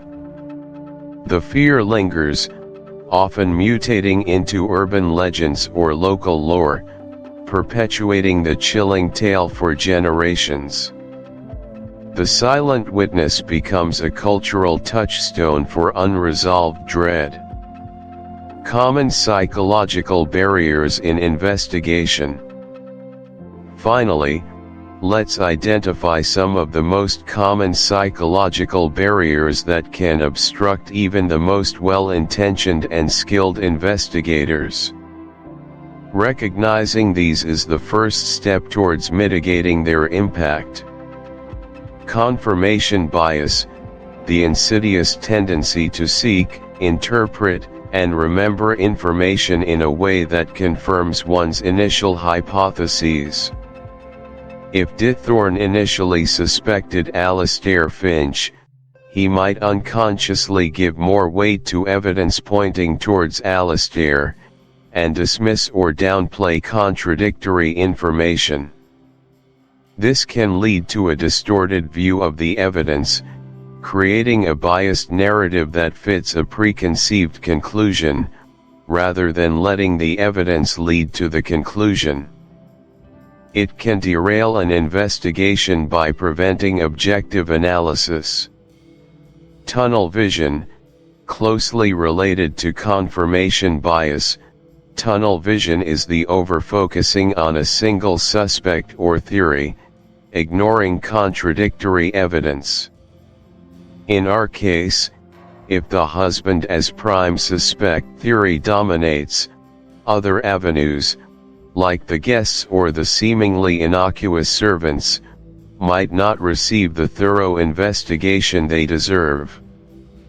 This narrow focus can lead investigators to miss crucial details or alternative explanations, often allowing the true perpetrator to slip away. Primacy and recency effects. These cognitive biases relate to how memory and judgment are influenced by the order of information. The primacy effect means that information encountered early in an investigation, the first witness statement, the initial scene observations, can disproportionately influence judgment. The recency effect means that the most recently acquired information can also hold undue sway. Both can lead to an unbalanced evaluation of evidence, where certain facts are overemphasized simply due to when they were acquired. The observer effect. This barrier highlights the subtle ways an investigator's presence can alter a scene or witness testimony. Even the most careful investigator can inadvertently disturb a microscopic piece of evidence. More importantly, the act of questioning a witness can influence their memory. The way a question is phrased, the tone of voice, or even the body language of the interviewer, can subtly shape a witness's recall, making their testimony less reliable. People want to be helpful, and sometimes, they provide answers they believe the investigator wants to hear. Emotional contamination, this is perhaps one of the most challenging barriers. The impact of gruesome details, the sheer horror of a crime, or even a personal connection to the victim or the circumstances, can contaminate an investigator's objective analysis. Empathy, while a humanizing trait, must be carefully managed. An investigator too emotionally invested can lose their objectivity, making decisions based on anger, grief, or a desire for retribution, rather than cold, hard facts. This can cloud judgment and lead to errors in reasoning. Chapters 7 to 12, The Web of Lies. Welcome back, listeners, to The Hand in the Dark. As we delve deeper into the chilling mysteries surrounding Blackwood Manor, we arrive at a pivotal juncture, a swirling vortex of deceit and denial aptly titled, Chapters 7 to 12, The Web of Lies.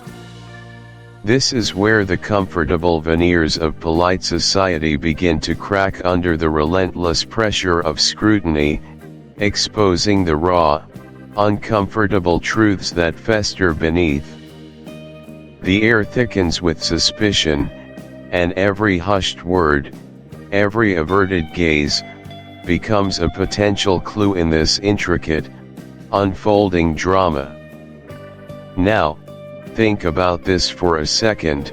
When a crime shatters the peace of a seemingly respectable household, the immediate aftermath is rarely about clear-cut answers.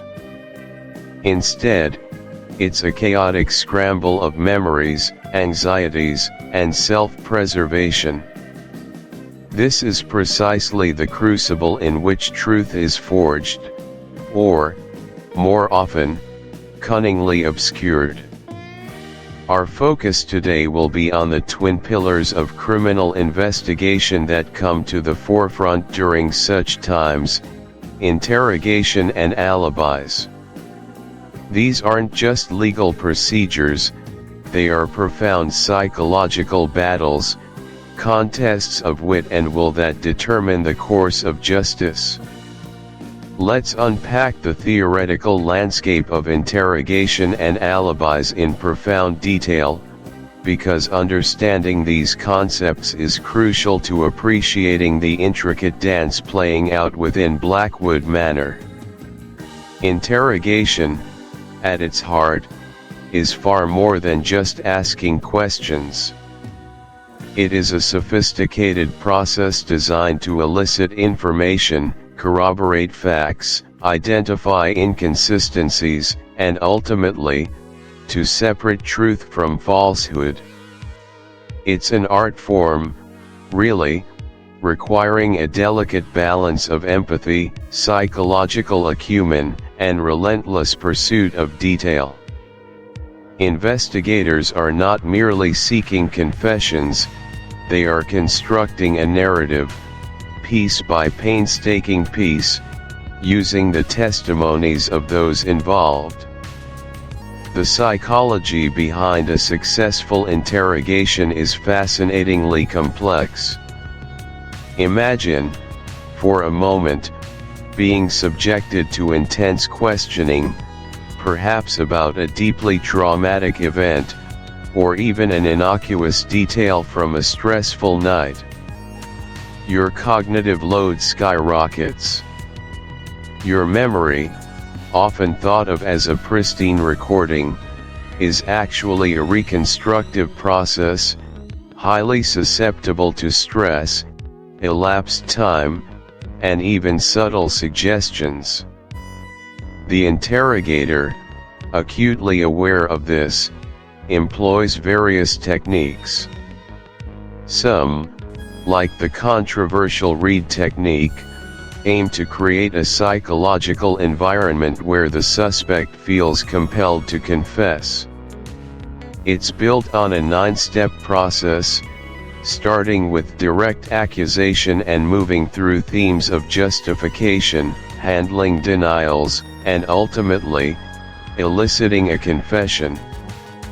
However, this approach has faced significant criticism due to its potential to induce false confessions, particularly in vulnerable individuals. A more contemporary and ethically sound approach is the PEACE model, an acronym for planning and preparation, engage and explain, account, closure, and evaluate. This model prioritizes rapport building, active listening, and a non-coercive environment, aiming to gather reliable information rather than simply securing an admission of guilt.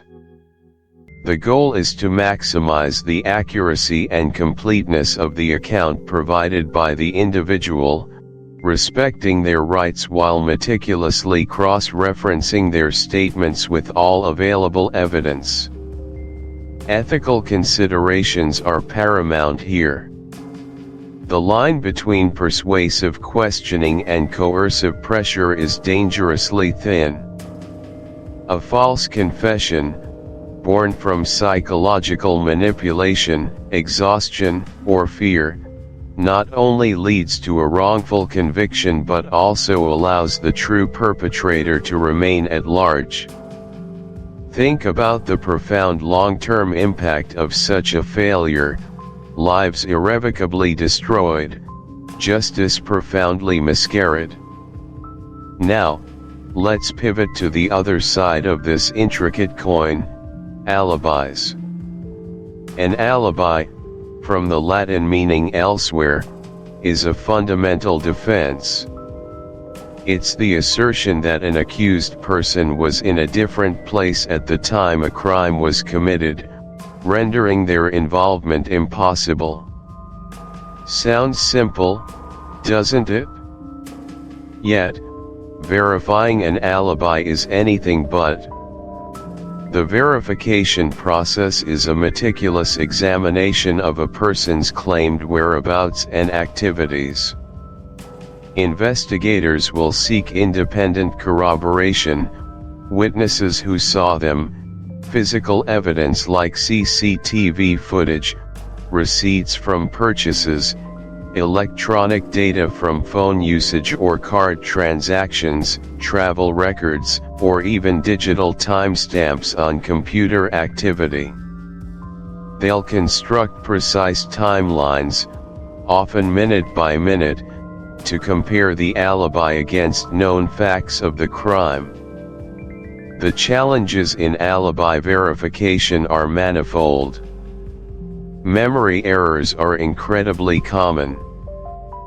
People misremember times, dates, or sequences of events, especially under stress or when trying to recall mundane details.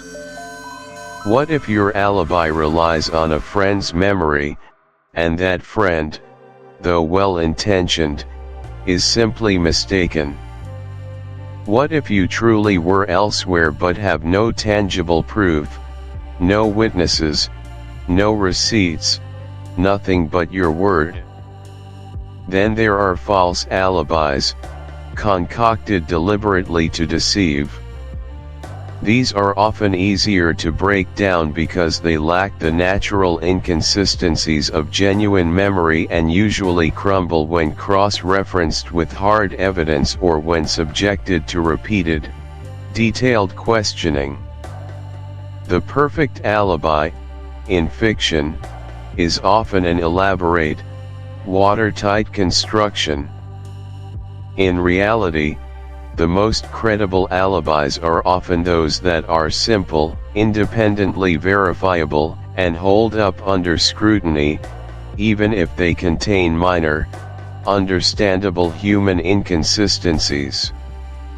With this theoretical framework in mind, let's descend into the suffocating atmosphere of Blackwood Manor's inquest proceedings, where these theories become stark, chilling realities.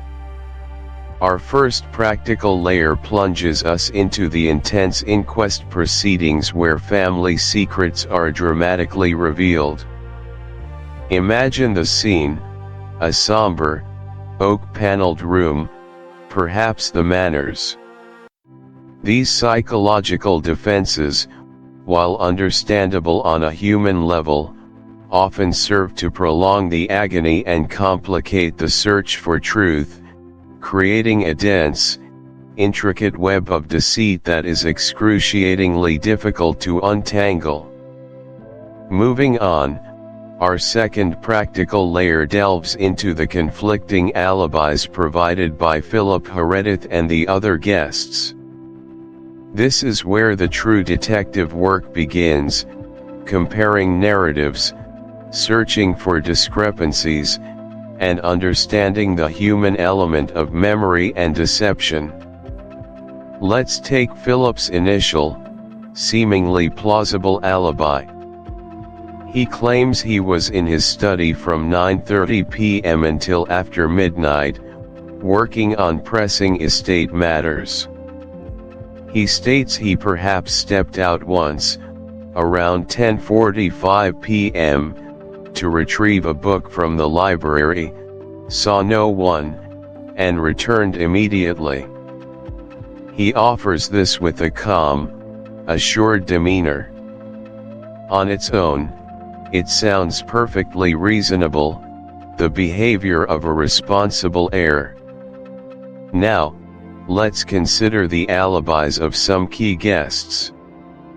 Lady Eleanor, refined and composed, states she retired to her room promptly at 10 p.m., feeling a slight migraine, and read until she fell asleep.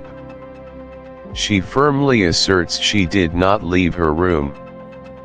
Dr. Alastair Finch, the meticulous physician, claims he was in his private study, a separate wing of the house, engrossed in a medical journal until well past midnight.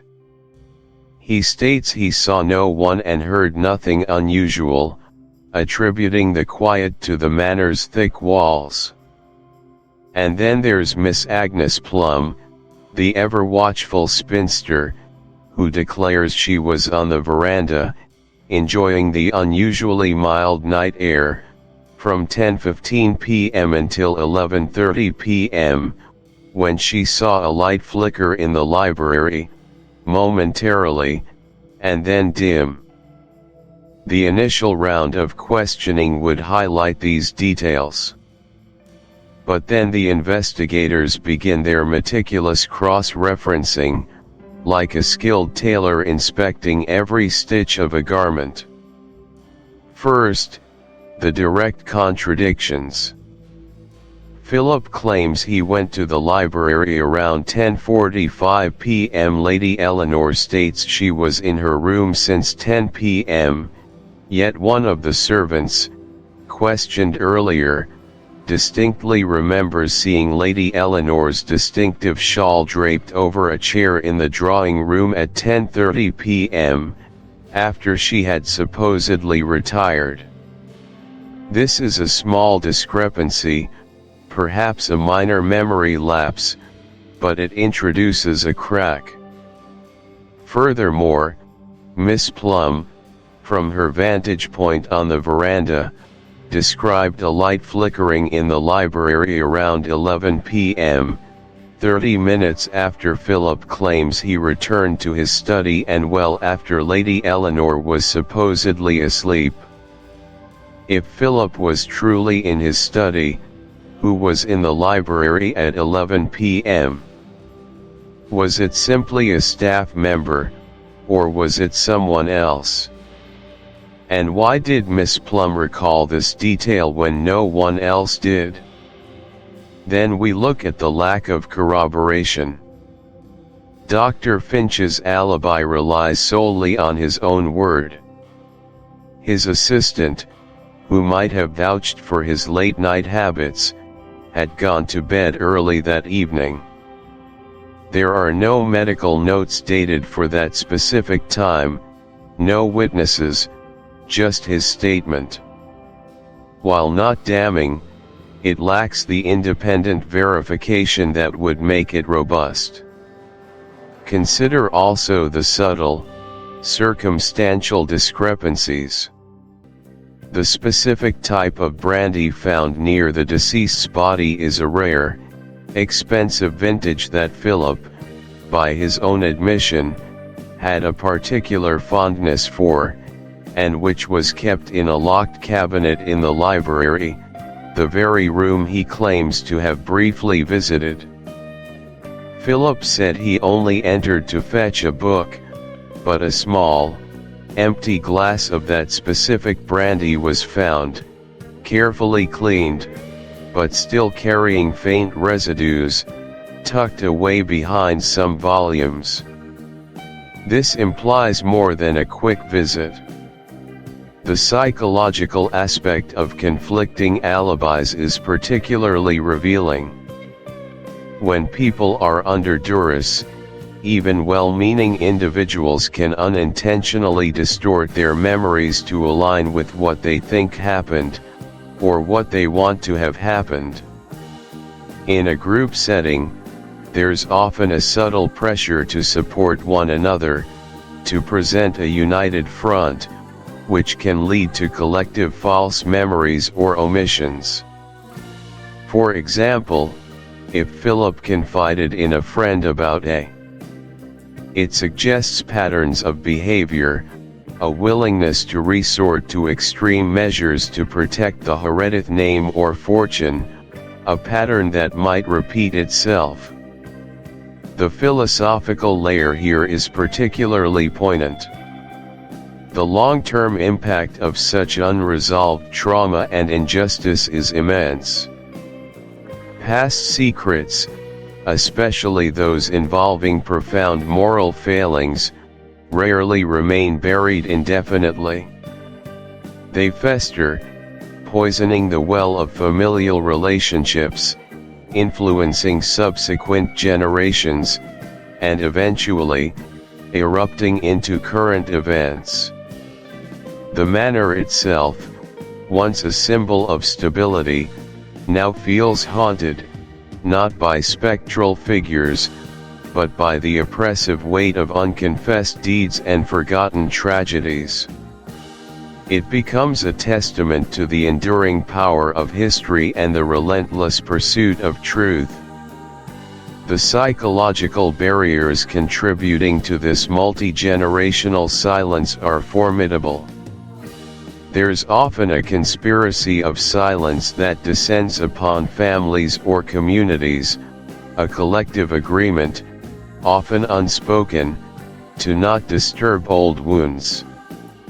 The reluctance to speak of past misdeeds, the desire to protect the family legacy, or simply the psychological comfort of maintaining a superficial peace can lead people to bury truths that desperately need to be exhumed. This silence can become a generational burden, passed down through subtle hints, unspoken fears, and an underlying sense of unease, eventually culminating in a tragedy that finally forces the truth into the harsh light of day. As we conclude our deep dive into chapters 7 to 12, The Web of Lies, it becomes abundantly clear that the investigation at Blackwood Manor is no longer a straightforward search for a singular perpetrator. The conflicting alibis, the intensely personal and deeply unsettling family secrets revealed during the inquest, and now, the profound discovery of a secondary, older mystery, have all converged to form an incredibly dense, intricate, and dangerously unstable web. Every character, from the outwardly composed Philip Heredith to the seemingly frail Miss Agnes Plum, is now entangled in this complex narrative. Their pasts, their present actions, and their desperate attempts to control information are all contributing to an atmosphere of profound uncertainty. The initial crime, perhaps seemingly simple at first glance, has been revealed as merely the visible tip of an enormous, dark iceberg, its hidden depths harboring decades of deceit and unresolved injustice. The task ahead for our investigators is daunting. They must meticulously unravel each strand of this web, examining not just the immediate circumstances of the murder, but also the echoes of the past that resonate so strongly through the manor's ancient halls. They must discern genuine memory lapses from deliberate fabrications, and distinguish between a simple inconsistency and a crucial lie designed to conceal guilt. The journey through the Hand in the Dark has escalated dramatically. The quiet corners of Blackwood Manor are no longer silent, they are teeming with whispers of betrayal, echoes of old tragedies, and the palpable tension of imminent revelations. The stage is set for a painstaking and dangerous pursuit of truth, where every answer found only seems to lead to more questions, and where the most dangerous secrets are often those held by the people closest to us. Join us next time as we begin the arduous process of untangling these threads, peeling back the layers of deception, and inching closer to the chilling truth that awaits within the shadows of Blackwood Manor. Chapters 13 to 18, The Detective's Lens. Welcome, esteemed listener, to a pivotal chapter in our unfolding narrative, Chapters 13 to 18, The Detective's Lens. Here, we plunge headfirst into the intricate, often perplexing, world of criminal investigation, viewed through the sharp, discerning eyes of Detective Inspector Arthur Colwyn. This segment is not merely a recounting of events, it is a deep, immersive exploration of the art and science of deduction, the perilous dance with deception, and the chilling realization that some eyes refuse to close, even in the shadows. Our journey begins with a foundational understanding, a theoretical bedrock upon which all successful investigations are built, the interplay of deduction and red herrings. Think about this for a second. What truly separates a master detective from an ordinary observer? It is, fundamentally, their ability to navigate a labyrinth of information, distinguishing the illuminating path from the deliberately misleading cul-de-sac. Deduction, at its core, is a logical process where a conclusion is drawn from a set of premises. It's a movement from the general to the specific, an exercise in logical certainty. If all men are mortal, and Socrates is a man, then Socrates is mortal. In the realm of crime, this translates to observing specific pieces of evidence and using established principles of human behavior, physics, psychology, and forensics to arrive at an undeniable conclusion. A footprint of a specific size and tread pattern, combined with knowledge of shoe manufacturers, deduces the type of footwear worn. The absence of forced entry, coupled with a specific cause of death, might deduce a perpetrator known to the victim. It's about building an unshakable bridge of logic, one undeniable plank at a time. The detective gathers facts, weighs them against known truths, and systematically eliminates what cannot be true until only the truth remains, however improbable it may seem. It requires immense patience, an encyclopedic knowledge base, and an unwavering commitment to objective reality. Now, juxtapose this methodical process with the insidious nature of red herrings.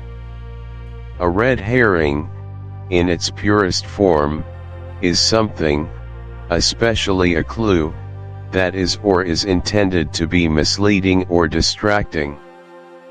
The term itself is believed to originate from a practice of using smoked herrings, which have a strong smell, to distract hunting dogs from the scent of their quarry.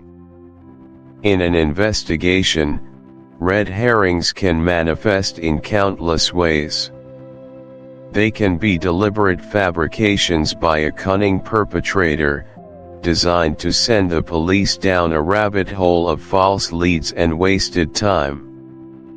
Imagine a killer planting a specific item belonging to an innocent party at a crime scene, knowing it will direct suspicion away from them. This is a classic, calculated red herring. But red herrings are not always malicious or intentional. They can also arise organically from the chaos of a crime. A witness, genuinely trying to be helpful, might misremember a crucial detail or focus on a minor, irrelevant observation simply because it was striking to them.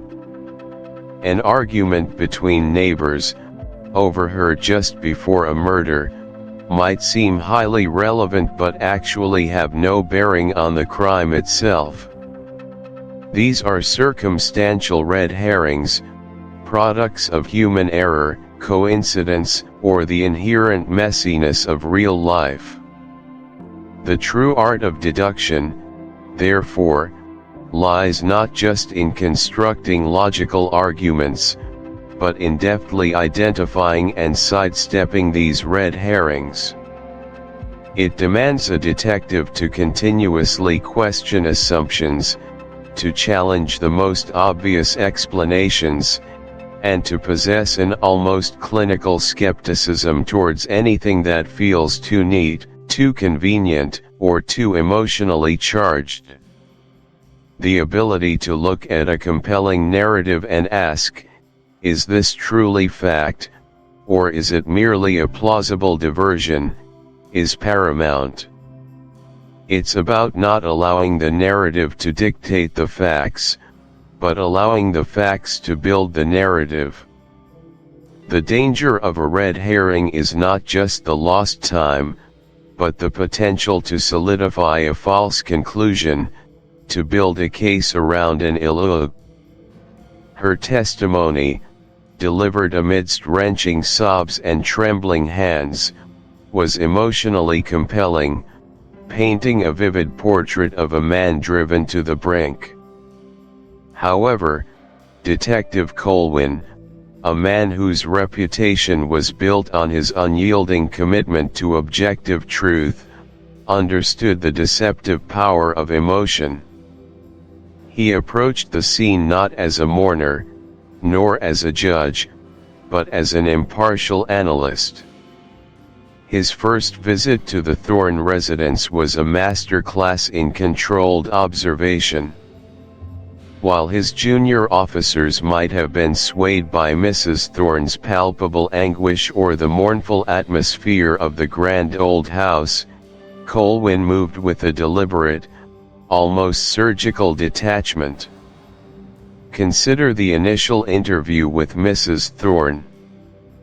She described finding her husband that morning, the horror, the immediate call to emergency services. Her voice wavered as she recounted his recent despondency, his withdrawal, the subtle signs of a man losing his grip. She spoke of his long hours in the study, his particular chair where he would often retreat into solitary contemplation. Colwyn listened intently, offering polite affirmations, but his eyes were not solely fixed on her tear-streaked face.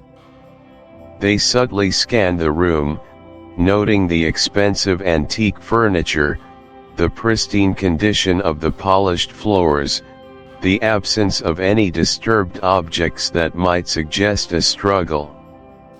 He noted the careful arrangement of a vase of lilies on a side table, a domestic touch amidst the professional gravity of the situation. This observation, seemingly trivial, was logged. Later, in the study itself, the scene of the tragedy, Colwyn's focus sharpened. The air was heavy with the sterile scent of cleaning agents and a faint, metallic tang. He saw the armchair Mrs. Thorne had mentioned, indeed, positioned facing the large bay window. On the mahogany desk, impeccably organized, lay a meticulously penned suicide note, its elegant script stark against the parchment. A heavy, antique revolver rested on the floor beside the chair, glinting dully under the forensic lights. Most people, confronted with such a scene, complete with a grief-stricken spouse and a suicide note, would accept the obvious conclusion. But Colwyn didn't. He began his systematic observation, not through the lens of assumed suicide, but through the lens of what happened.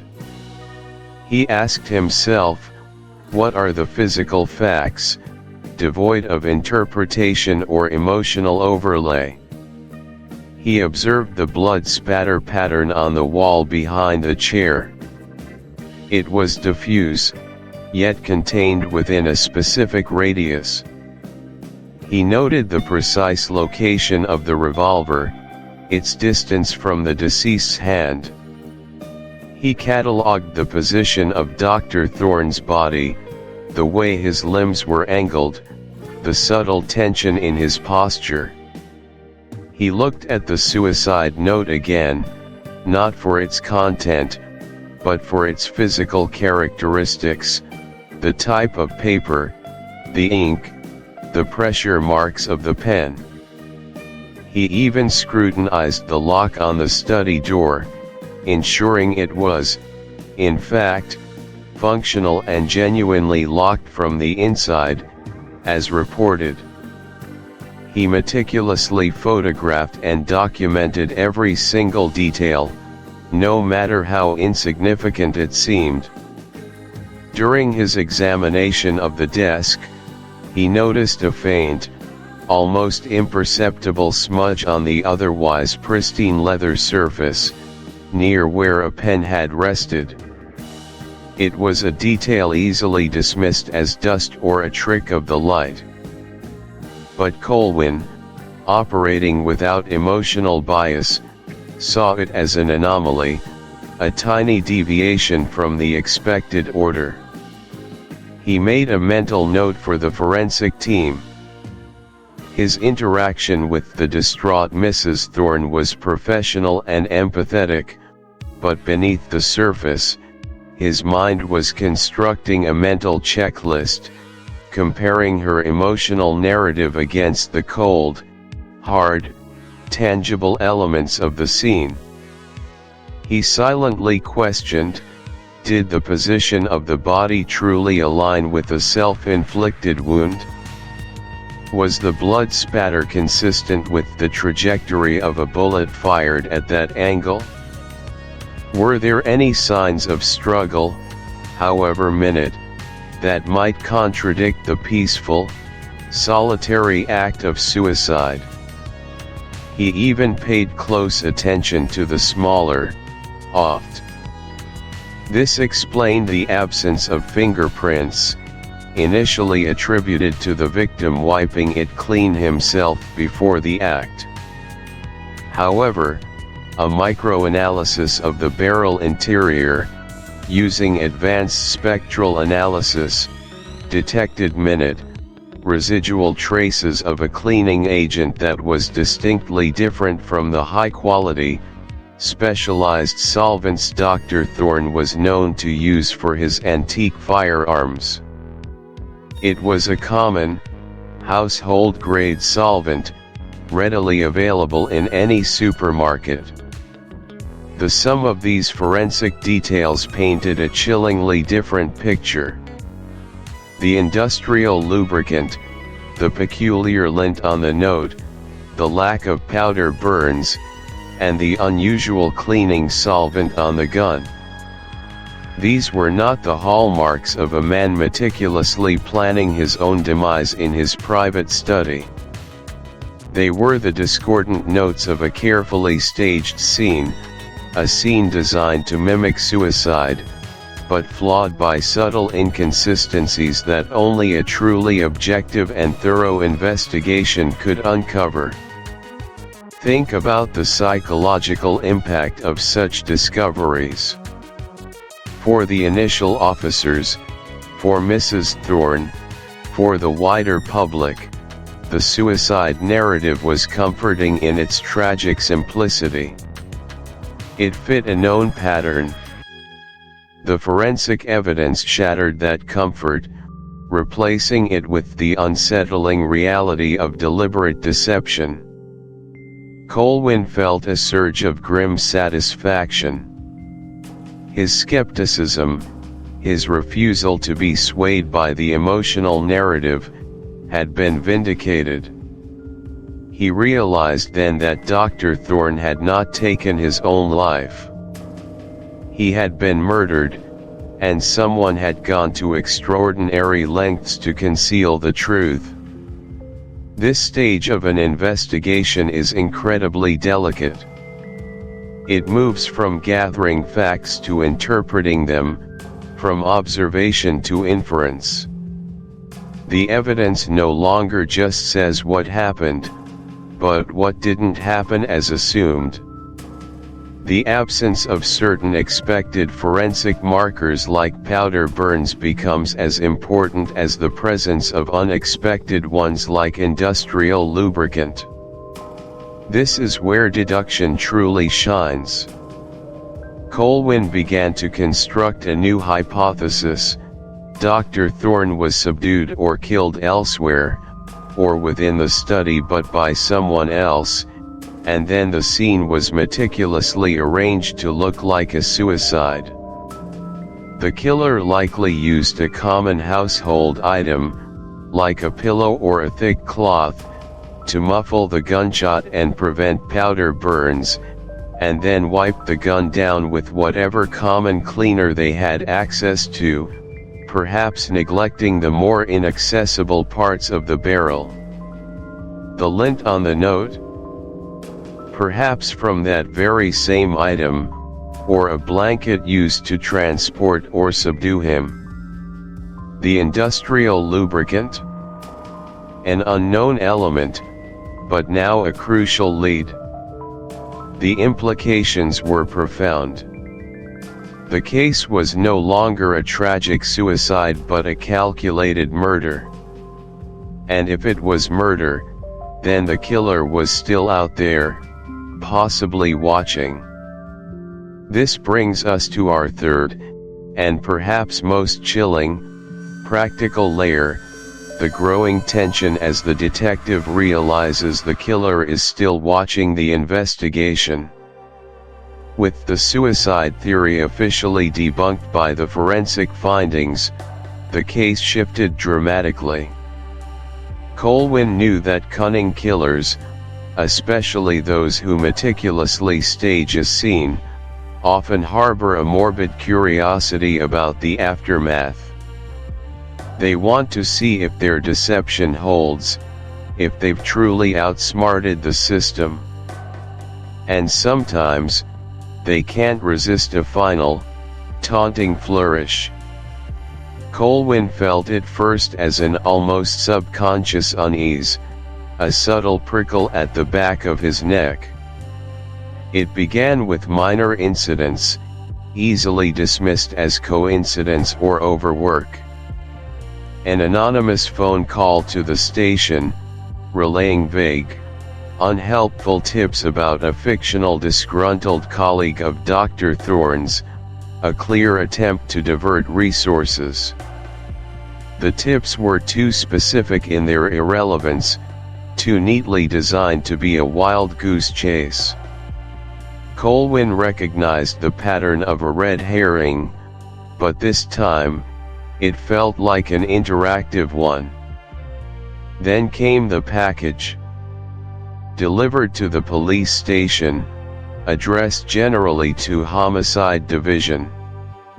Inside was an old, seemingly innocuous newspaper clipping from a rival city, detailing an unsolved cold case, a drowning RUL.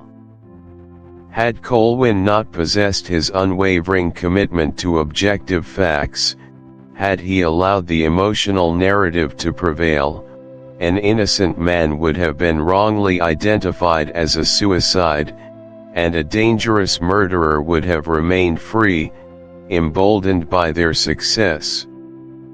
This type of case serves as a stark, powerful reminder of the imperative for thoroughness, for questioning every assumption, and for investing in advanced forensic capabilities.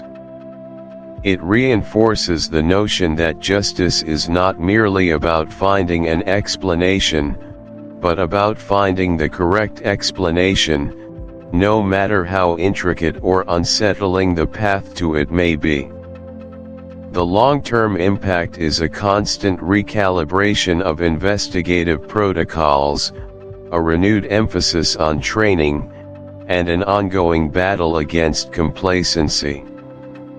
Furthermore, consider the long-term impact on the community.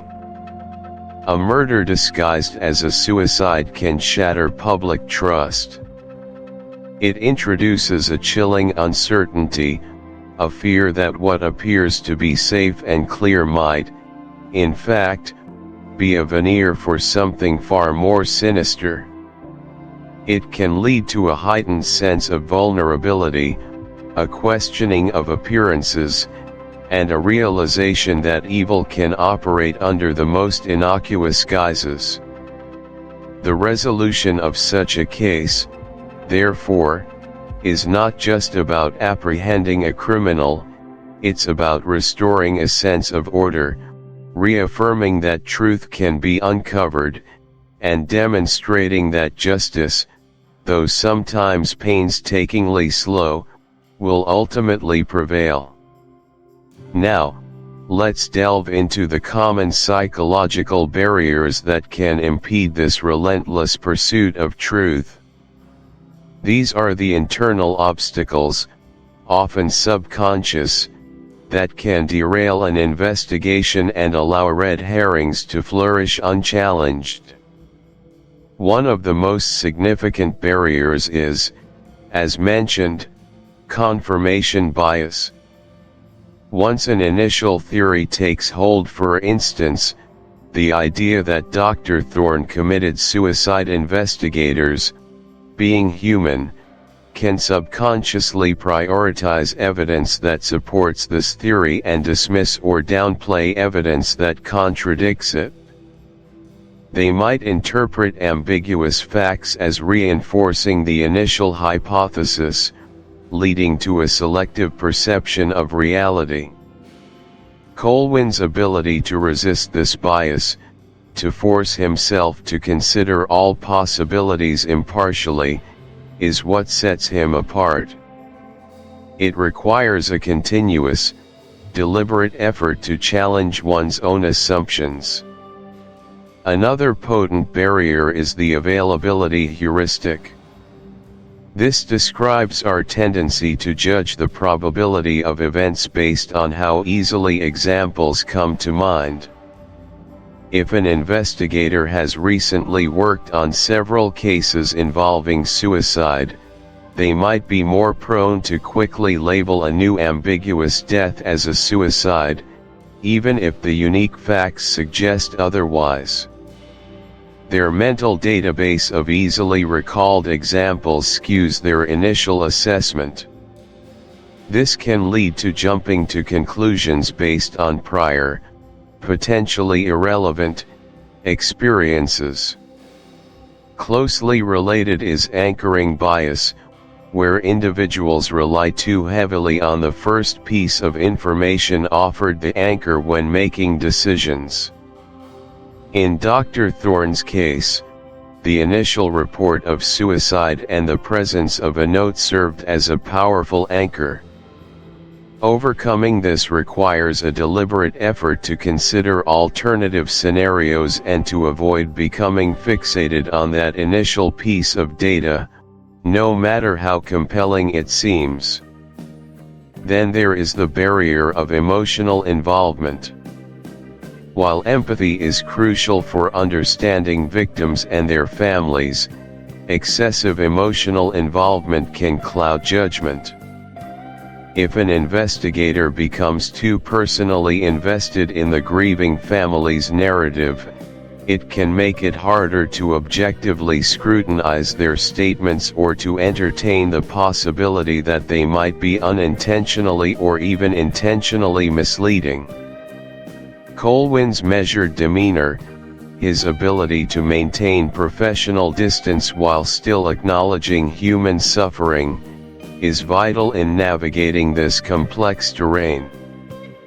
Another barrier is cognitive overload. Investigations generate an immense volume of data, witness statements, forensic reports, digital evidence, timelines. When faced with such an overwhelming amount of Chapters 19 to 23, the final reveal. Welcome, esteemed listeners, to a pivotal installment of our journey through The Hand in the Dark. This segment, encompassing chapters 19 through 23, is aptly titled The Final Reveal, and it promises to be nothing short of an intricate unraveling, a moment where the shadows finally recede, exposing the stark, searing truth. We stand at the precipice of understanding, where every fragmented clue, every whispered suspicion, every unsettling silence coalesces into a singular, undeniable narrative. This is where the labyrinthine paths of mystery converge, culminating in that explosive point of no return. Before we delve into the specifics of the Meredith family's tragic saga, let us first explore the fundamental narrative architecture that underpins such profound revelations.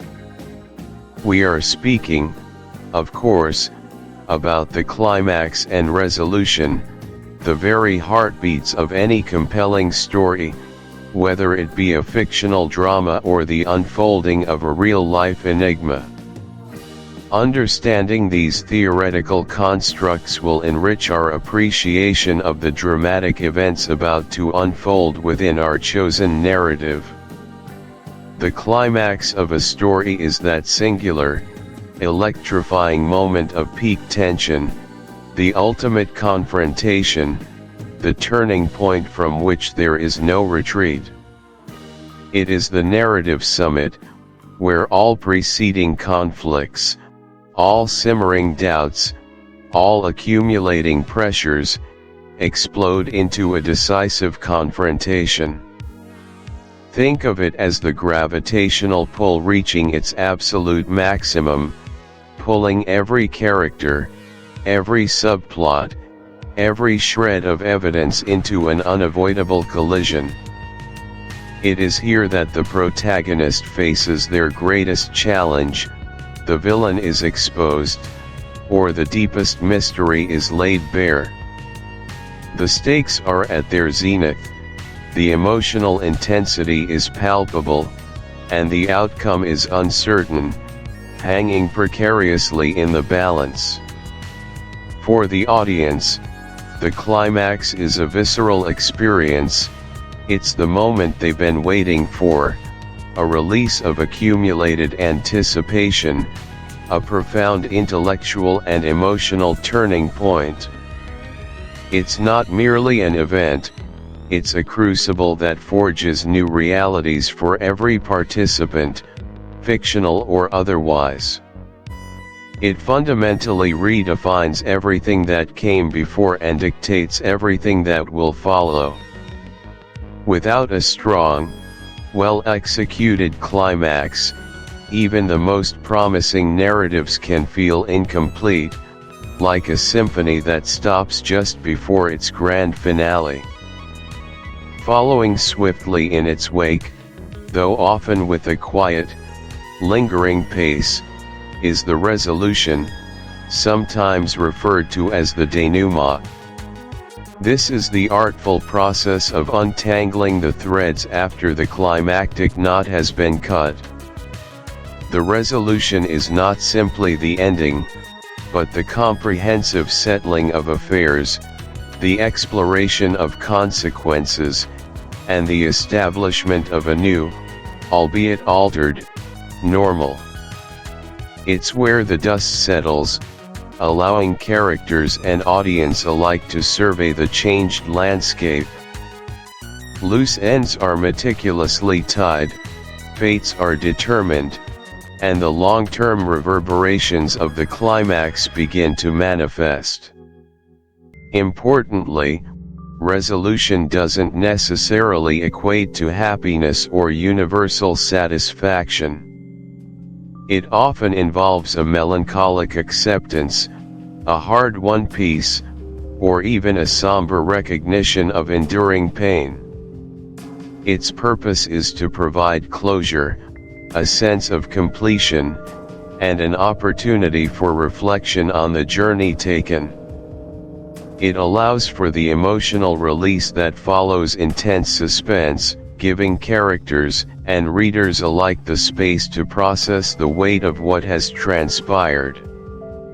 A well-crafted resolution resonates long after the final page, shaping our understanding of the narrative's moral, its themes, and the enduring human condition it sought to explore.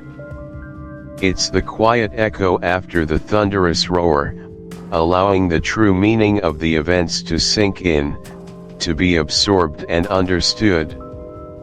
Now, let's transition from these theoretical frameworks to the very practical and gripping unfolding of The Hand in the Dark.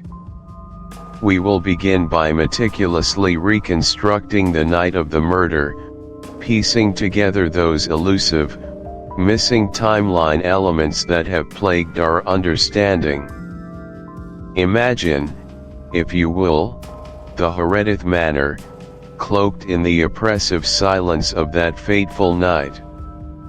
Our detective, Elias Thorne, has been haunted by the seemingly disparate pieces of evidence, the shattered antique clock found not in the drawing room but strangely enough, near the servants' entrance, its hands frozen at 1:17 a.m., the faint, almost imperceptible scent of a specific, rare lily, a bloom not native to the manor's extensive gardens, clinging to the victim's silken nightgown, and the peculiar, almost rehearsed alibis offered by several key family members, each just a touch too perfect, too synchronized.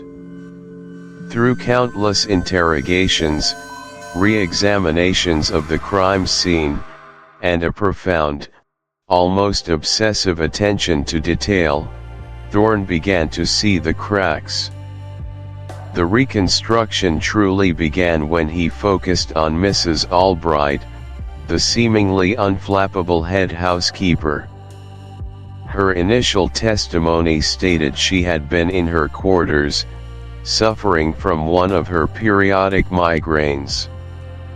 However, a junior maid, intimidated into silence until now, recalled seeing Mrs. Albright near the study, hours after she claimed to have retired, carrying a small, heavy silver tray. This detail, dismissed as insignificant at first, became a vital missing piece.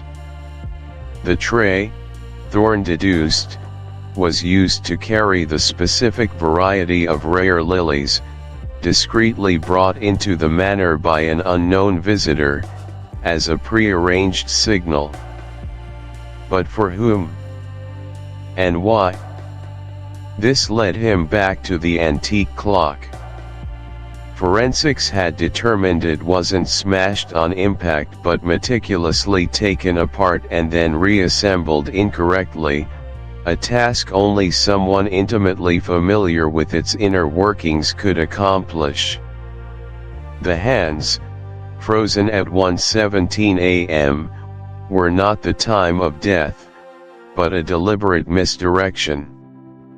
The actual time of death, revealed by medical examiners through physiological markers, was closer to 2:45 a.m. The difference of an hour and 28 minutes was critical. It created a false window, shifting suspicion away from a perpetrator whose true alibi would crumble under closer scrutiny for the later time. The aha moment arrived when Thorne cross-referenced the unique lily with the Heredith family's historical records. The rare Midnight Whisper lily was. He had spent his entire life trying to erase that memory, to uphold the Heredith name as unsullied, and to build a reputation of unimpeachable integrity, perhaps as a subconscious antidote to the moral decay he had witnessed. He felt it was his solemn duty to protect the family from this ultimate humiliation, even if it meant silencing the one person who threatened its fragile foundation. The night of the murder became a desperate culmination of this profound conflict. Alastair had discovered Isabella's manuscript, hidden in her study, detailing the events of their youth with excruciating clarity. He confronted her, pleading with her to reconsider, to protect the family's honor. Isabella, however, was resolute, convinced that only truth could set them free. In that tense, late-night exchange, fueled by fear, desperation, and a lifetime of repressed trauma, Alastair saw his entire world, his very identity, crumbling before him. He viewed Isabella's impending revelation as an act of ultimate betrayal, a selfish pursuit of personal absolution at the cost of everything he held sacred. Think about the psychological complexity here. This wasn't a cold-blooded killing born of malice, but a tragic act born from a tormented individual's warped sense of duty and protection, a desperate attempt to bury a secret that had already consumed their lives. He saw himself as the reluctant custodian of a fragile peace, even if that peace was built on lies. The rare lilies, those midnight whispers, were not merely a clue, but a grim irony. They symbolized a shared past, a hidden beauty that had been corrupted, and were meant as a silent, final plea from Isabella to Alastair to finally face the truth they had both buried. Alastair misinterpreted it, seeing it as a sign of her unwavering resolve to expose the family. In a moment of profound despair, believing he was saving the family from utter destruction, he took her life. This tragic motive paints Alistair not as a cartoon villain, but as a deeply flawed, agonizingly human character, driven to an unthinkable act by a lifetime of trauma and a desperate, misguided attempt to preserve a perceived honor. His act was the tragic climax of a familial curse, a poisonous secret that, once disturbed, demanded a horrific sacrifice. The unraveling of this truth leaves not just the Heredith family, but the audience, grappling with the devastating complexities of human motivation, the burden of secrets, and the profound, often tragic, choices born from a desperate heart. The revelation is a heavy burden, forever altering the landscape of the Heredith legacy.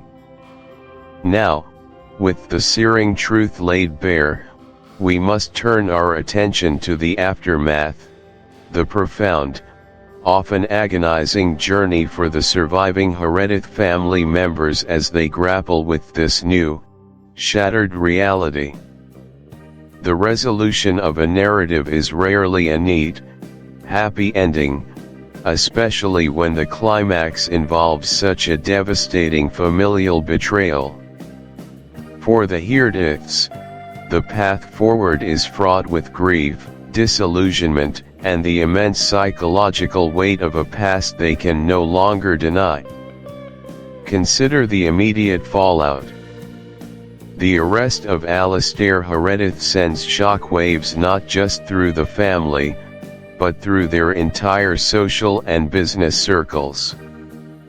The public spectacle, the whispers, the scandal, all contribute to the erosion of the carefully constructed Heredith reputation.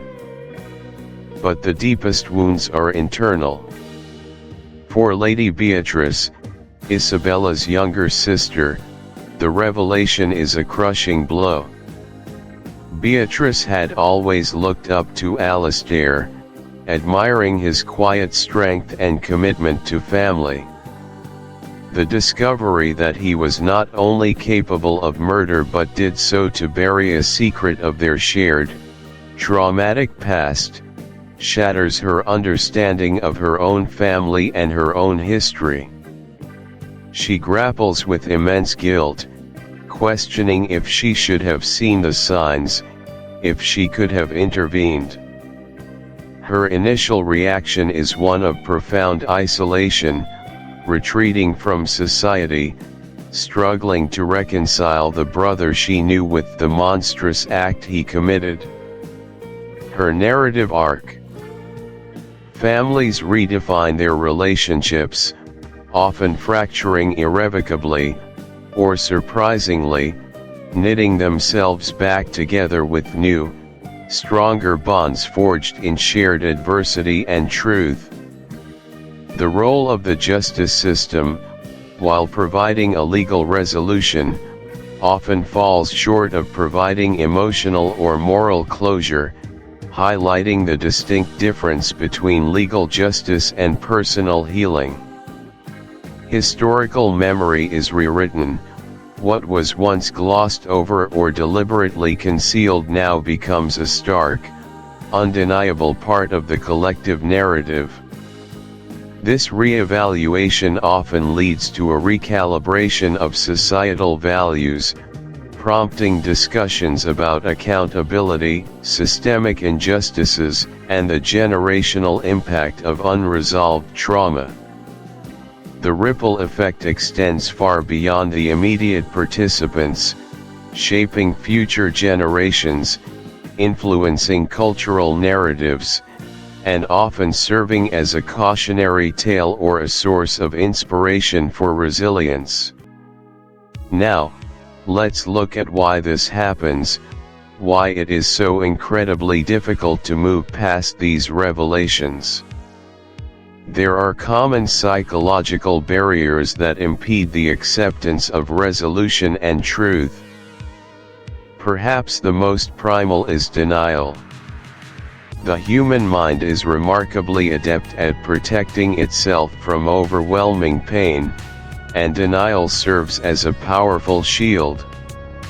It's an inability to accept harsh realities, particularly when they involve betrayals by loved ones or truths that challenge our fundamental beliefs about safety and morality. It's easier, initially, to believe a more palatable lie than to confront a devastating truth. Closely related is cognitive dissonance, a state of mental discomfort that arises when new information conflicts with deeply held beliefs or values. For the Heredith family, the belief in Alistair's unimpeachable character was a cornerstone of their family identity. The revelation of his crime, and the dark secret behind it, created immense dissonance, forcing them to either reject the new truth or painfully reconstruct their entire understanding of their world. Grief and loss are also potent barriers. The acceptance of a truth that shatters a family or a perception is often accompanied by profound grief. Grief for the victim, grief for the perpetrator they thought they knew, grief for the loss of an idealized past, and grief for the future that will never be. This intense emotional state can impede clear thinking, hinder acceptance, and make it difficult to move towards any form of resolution. Guilt and shame frequently act as shackles. Surviving family members might feel immense guilt for not having seen the signs, for having been complicit in the cover-up of the initial injustice, or for not having prevented the tragedy. Shame for the family name, for the public scandal, or for the personal failings can trap individuals in a cycle of self-blame, preventing them from embracing a path of healing. Then there is the fundamental fear of the unknown. What comes after the truth? If the old order is shattered, what will replace it? The uncertainty of a redefined future can be terrifying, making some cling to the familiar, even if it is a painful illusion. This fear can manifest as resistance to change, even positive change. Finally, the internal conflict between the desire for retribution and the path of forgiveness often presents a monumental psychological barrier. The innate human desire for justice, for the perpetrator to pay for their actions, can be overwhelming. Yet, holding on to anger and vengeance can also be self-destructive. Navigating this complex emotional terrain, finding a balance between accountability and moving towards a place of inner peace, is one of the greatest challenges in the aftermath of such a profound reveal. The characters in The Hand in the Dark, much like individuals in real-world scenarios, must confront these profound psychological hurdles if they are ever to truly find their way through the shattered landscape of their lives towards a genuine, if bittersweet, resolution.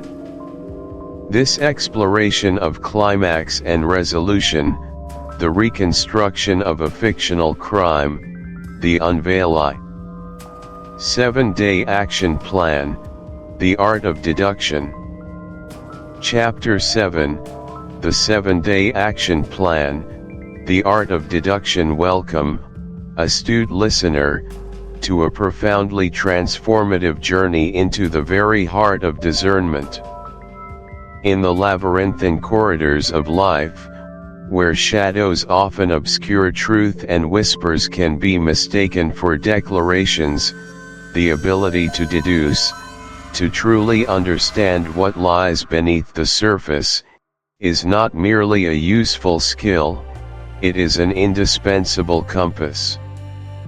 This chapter, The 7-day action plan, the art of deduction, from the hand in the dark, is your immersive guide, your personal training manual for honing those keen analytical faculties that reside within you, often dormant, awaiting activation. We are not merely talking about solving grand mysteries, though the principles apply flawlessly to such pursuits. No, our focus here is on the practical application of detective skills in the tapestry of your daily existence, transforming how you perceive the world, interact with others, and make pivotal decisions.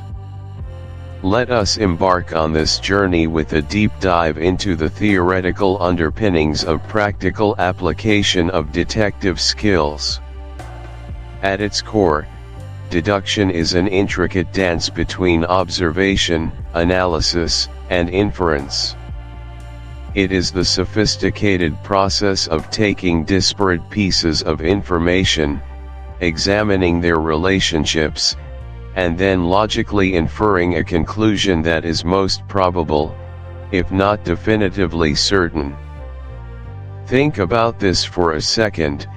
Every single day, you are bombarded with data, sights, sounds, conversations, headlines. Most of it washes over us, processed superficially, if at all.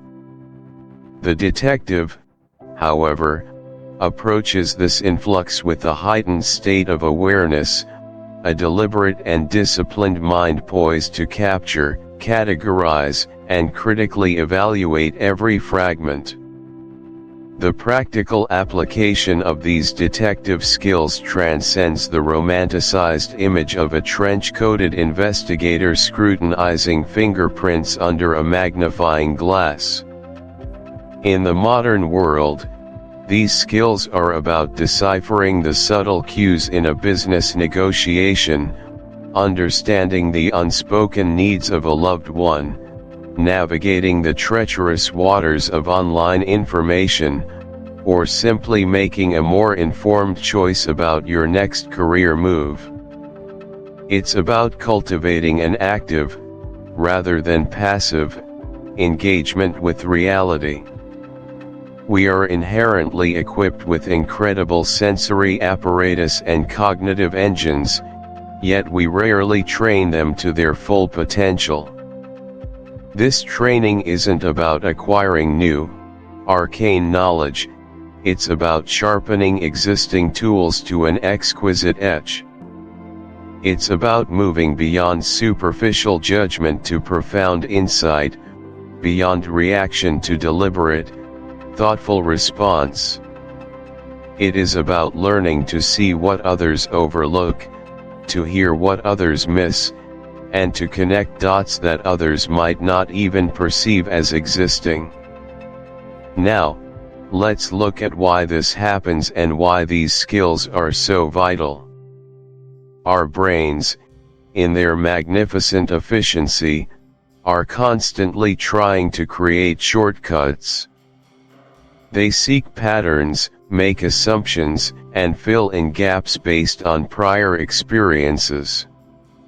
While often helpful, this efficiency can blind us to novel information, nuance, and indeed, the truth. The art of deduction is about consciously overriding these automatic processes, pausing, and applying a more rigorous, systematic approach. It is about understanding the difference between an assumption and an inference, between a feeling and a fact. It demands patience, intellectual humility, and an unyielding commitment to objectivity. Over the next 7 days, we will systematically dismantle the core components of this art, focusing on one crucial aspect each day. Each day's lesson will build upon the last, culminating in a synthesized understanding that will dramatically alter your perceptive landscape. Let's begin our transformative week. Day 1, Observation. Learn to see what others overlook in your daily environment. Today, our foundational lesson is observation. This isn't just about looking, it's about seeing. It's about bringing a deliberate, almost microscopic attention to the mundane, the familiar, and the seemingly insignificant. Most people move through their day in a state of semi-awareness, their minds preoccupied, their eyes glazing over details. The true observer, however, cultivates a mental zoom lens, capable of focusing intensely on the minutiae, and a wide-angle lens, capable of capturing the overall context and relationships between elements. Let's delve into a practical exercise, a real-world case study you can apply immediately. Imagine your daily commute to work or your routine visit to a familiar coffee shop. For most, this is a blur of motion and noise. Today, I want you to transform it into a rich tapestry of details. Step 1. Choose your environment. Select a place you visit frequently, your local grocery store, a specific park bench you often pass, or even your own living room. Step 2. The pre-observation baseline. Before you begin your focused observation, take a mental snapshot. What do you think you know about this place?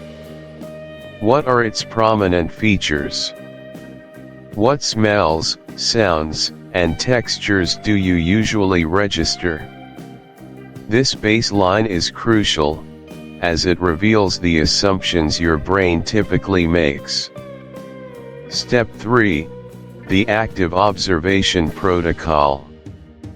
Now, engage all your senses, one by one. Sight. Begin with a broad sweep. Note the overall light quality, the color palette, the general movement of people or objects. Then, narrow your focus. Look at the specific wear and tear on a floor tile, the subtle variations in the paint on a wall, the condition of the leaves on a nearby plant. Pay attention to anomalies, a misplaced item, an unusual shadow, a new poster. Observe people, their clothing, the brand, the condition, any unusual accessories, their posture, their gait, their hands rings, nails, calluses. Look at reflections in windows, at what's behind people. Are there dust motes dancing in a sunbeam? Is the condensation on the window pane uniform? Sound. Close your eyes for a moment if you can, and just listen. Beyond the dominant sounds, can you distinguish individual voices, the distant hum of traffic, the subtle creak of a floorboard, the whir of an air conditioner, the distinct clinking of ceramic against ceramic? Are there rhythmic patterns? Sudden interruptions? Smell. What are the layers of scent?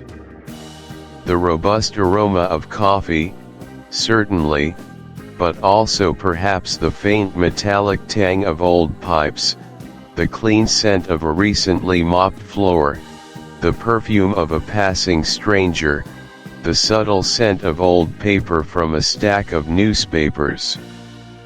Touch and temperature. Without overtly touching things, perceive the textures around you.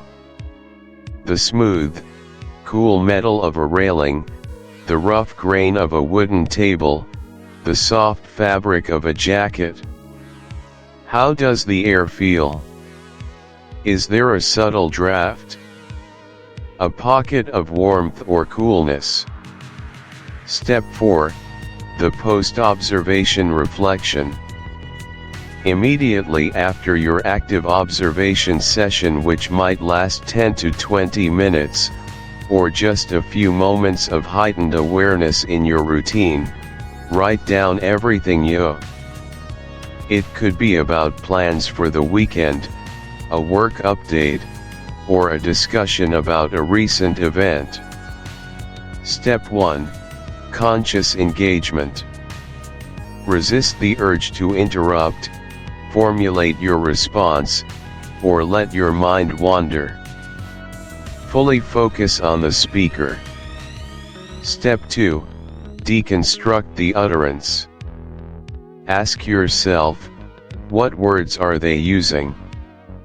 Are there qualifiers might, maybe, I think, sort of? Are there strong, definitive statements, or evasions? How are they saying it? What is their tone? Confident, hesitant, excited, anxious, defensive, sarcastic? Does their tone match the words? What are they not saying? Are there significant omissions? Are they avoiding a particular topic? Are there any inconsistencies with what they've said before, or with known facts? Step 3. Formulate hypotheses. Based on your objective listening, what are the most plausible underlying meanings or intentions? Don't jump to conclusions, but generate a few possibilities. For instance, if a colleague says that project is progressing fine with a noticeable pause and a downturned mouth, a hypothesis might be that it's not actually progressing fine, or there's a problem they're reluctant to disclose. The long-term impact of objective listening is profound relational intelligence. You become far more attuned to the true needs, concerns, and emotions of others, fostering deeper empathy and more effective communication. You'll be less easily misled and better equipped to navigate complex social dynamics. A common psychological barrier here is egocentric bias, the tendency to interpret communication primarily from our own perspective and needs, or to simply wait for our turn to speak. Overcoming this requires disciplined humility and a genuine curiosity about the other person's internal world. Day 3. Fact verification. Techniques for checking sources and alibis in modern life. In our hyper-connected, information-saturated world, the ability to discern fact from fiction, truth from fabrication, has become an absolutely critical detective skill. Misinformation spreads like wildfire, fueled by bias, speed, and a lack of rigorous scrutiny. Today, we focus on the practical techniques for fact verification, not just in the realm of grand conspiracies, but in the everyday narratives that shape our understanding of reality, from news reports to personal anecdotes. Let's consider a practical case study. You see a startling news headline shared on social media by a friend.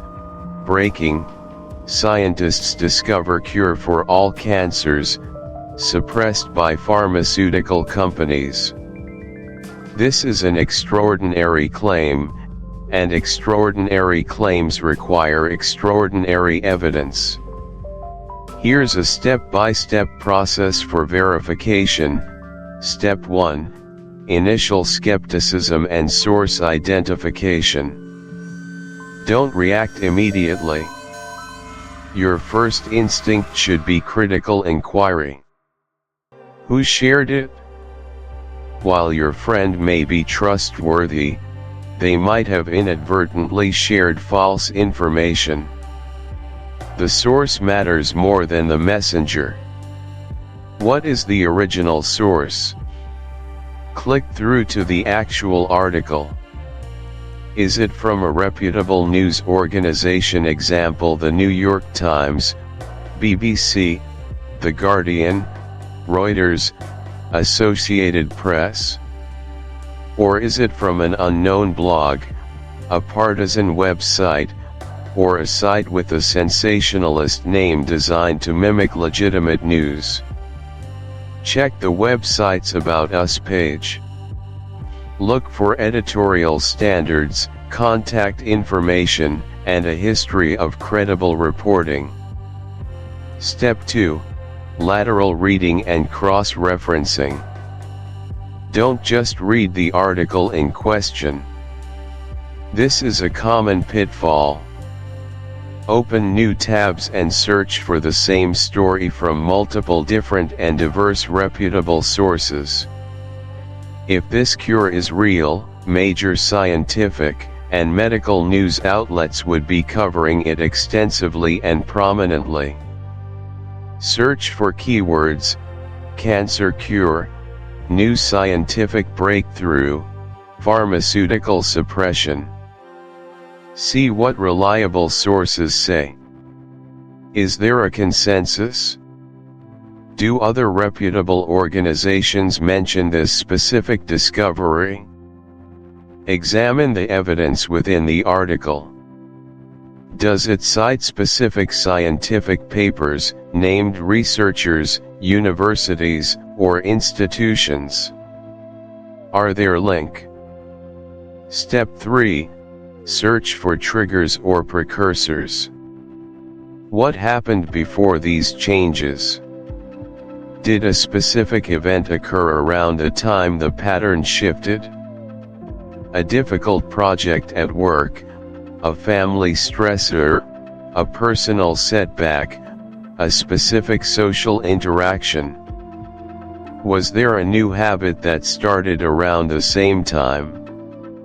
For example, did she start staying up much later, or spending excessive time on a particular activity?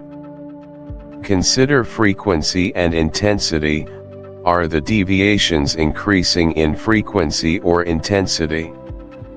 Is the withdrawal becoming more pronounced? Step 4. Formulate hypotheses based on the pattern. Instead of jumping to one conclusion, generate several plausible explanations for the observed pattern. Hypothesis 1. Maya is stressed or overwhelmed with work/personal issues. Supported by general withdrawal, distractedness. Hypothesis 2. Maya is experiencing a low mood or depression. Supported by withdrawal, decreased energy, less communication. Hypothesis 3. Maya is upset with me but isn't expressing it directly. Less likely if the pattern is generalized across multiple contexts, but worth considering. Hypothesis 4. Maya is undergoing a significant life transition that requires more solitude. Could explain withdrawal, but might not explain irritability or distraction. Step 5. Test and refine. Armed with your hypotheses, you can now gently test them. Instead of saying, "Are you mad at me?" which is accusatory, you might say, "Hey Maya, I've noticed you seem a bit quieter lately, and I wanted to check in. Is everything okay? No pressure, just wanted you to know I'm here if you want to talk." This acknowledges the observed pattern without making assumptions or putting her on the defensive. Observe her reaction, her words, her tone, her body language, to gather more data and refine your understanding.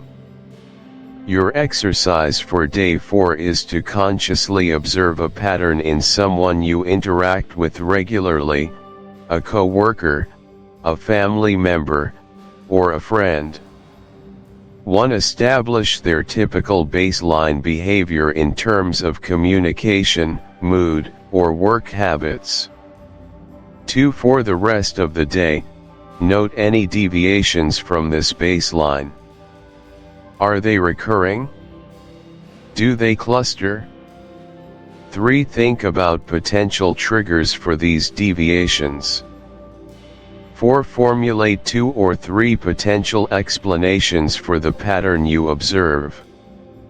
The long-term impact of developing strong pattern recognition skills is a heightened sense of foresight and a deeper understanding of human motivation. You'll become more adept at predicting outcomes, identifying underlying issues before they escalate, and tailoring your interactions to be more effective and empathetic. You'll see the currents beneath the surface of daily life. The common psychological barrier here is called change blindness, our tendency to miss significant changes in our visual or social environment. We often fail to register gradual shifts or even obvious alterations because our minds are wired to focus on consistency. Overcoming this requires deliberate, active attention to subtle shifts and a willingness to step back and review a sequence of events. Day 5. Critical thinking: how to challenge your own assumptions. Today, we confront perhaps the most challenging, yet ultimately liberating, aspect of deductive reasoning, critical thinking, specifically the rigorous practice of challenging your own assumptions. Our minds are powerful engines of belief, and we naturally gravitate towards explanations that confirm what we already suspect or feel. True critical thinking requires an almost adversarial stance towards your own conclusions, forcing you to play devil's advocate with your most cherished ideas and initial assessments. Let's illustrate this with a step-by-step exercise centered around a personal decision or a widely held belief you currently hold. Case study/exercise: you're convinced that a certain career path, let's say, becoming a freelance writer, is the absolute best and most fulfilling direction for your life. You've read inspiring articles, seen success stories, and it perfectly aligns with your desire for flexibility and creativity. Today, we turn our attention to the subtle, often unconscious language of the human body and face, the realm of emotional intelligence. While words can be carefully chosen or deliberately deceptive, body language and micro-expressions are far more difficult to control and often betray true feelings and intentions. The ability to read these nonverbal cues is an extraordinary detective skill, allowing you to glean information that is never explicitly spoken. Let's explore this with a detailed scenario, observing interactions in a public space, focusing on clusters of nonverbal signals. Imagine you are sitting in an airport lounge, observing two individuals, an older man and a younger woman, who appear to be having a moderately tense conversation. They are sitting opposite each other. Here's what the emotionally intelligent observer notices: baseline observation. Initially, they seem engaged. The man is leaning forward slightly, the woman is sitting upright.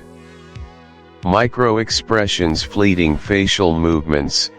As the man speaks, The woman's lips briefly thin, almost imperceptibly, for a fraction of a second, a common sign of anger or disapproval being suppressed. Later, a rapid flash of surprise or shock might cross her face as the man makes a point, quickly masked by a neutral expression. These are not full, sustained emotions, but lightning-fast revelations. Eye contact. The woman makes intermittent eye contact, often breaking away and looking down or to the side when the man makes a particularly assertive statement. The man, however, maintains a more intense, steady gaze, almost penetrating. Avoiding eye contact can signal discomfort, deception, or submission. Overly intense eye contact can signal dominance, aggression, or an attempt to intimidate. Facial expressions more sustained. The woman's jaw is slightly clenched, and her forehead might show a faint, consistent furrow between her eyebrows, even when she tries to smile, a sign of underlying stress or worry. The man's mouth might be slightly downturned at the corners, even when he isn't speaking, suggesting discontent. Gestures and hand movements. The man uses broad, assertive gestures, perhaps occasionally pointing, indicating a desire to control the narrative or emphasize his points. The woman's hands are often clasped in her lap or subtly fidgeting, picking at a nail, rubbing her thumb over her fingers, signs of anxiety or suppressed energy. If she places her hands on her hips, it can signal defensiveness or a challenge. Posture and orientation. The man is consistently leaning forward, occupying more space. The woman occasionally shifts her weight, crossing and uncrossing her legs, or subtly turning her torso away from the man, attempting to create distance or disengage, even subtly. Leaning away can signal disagreement or discomfort.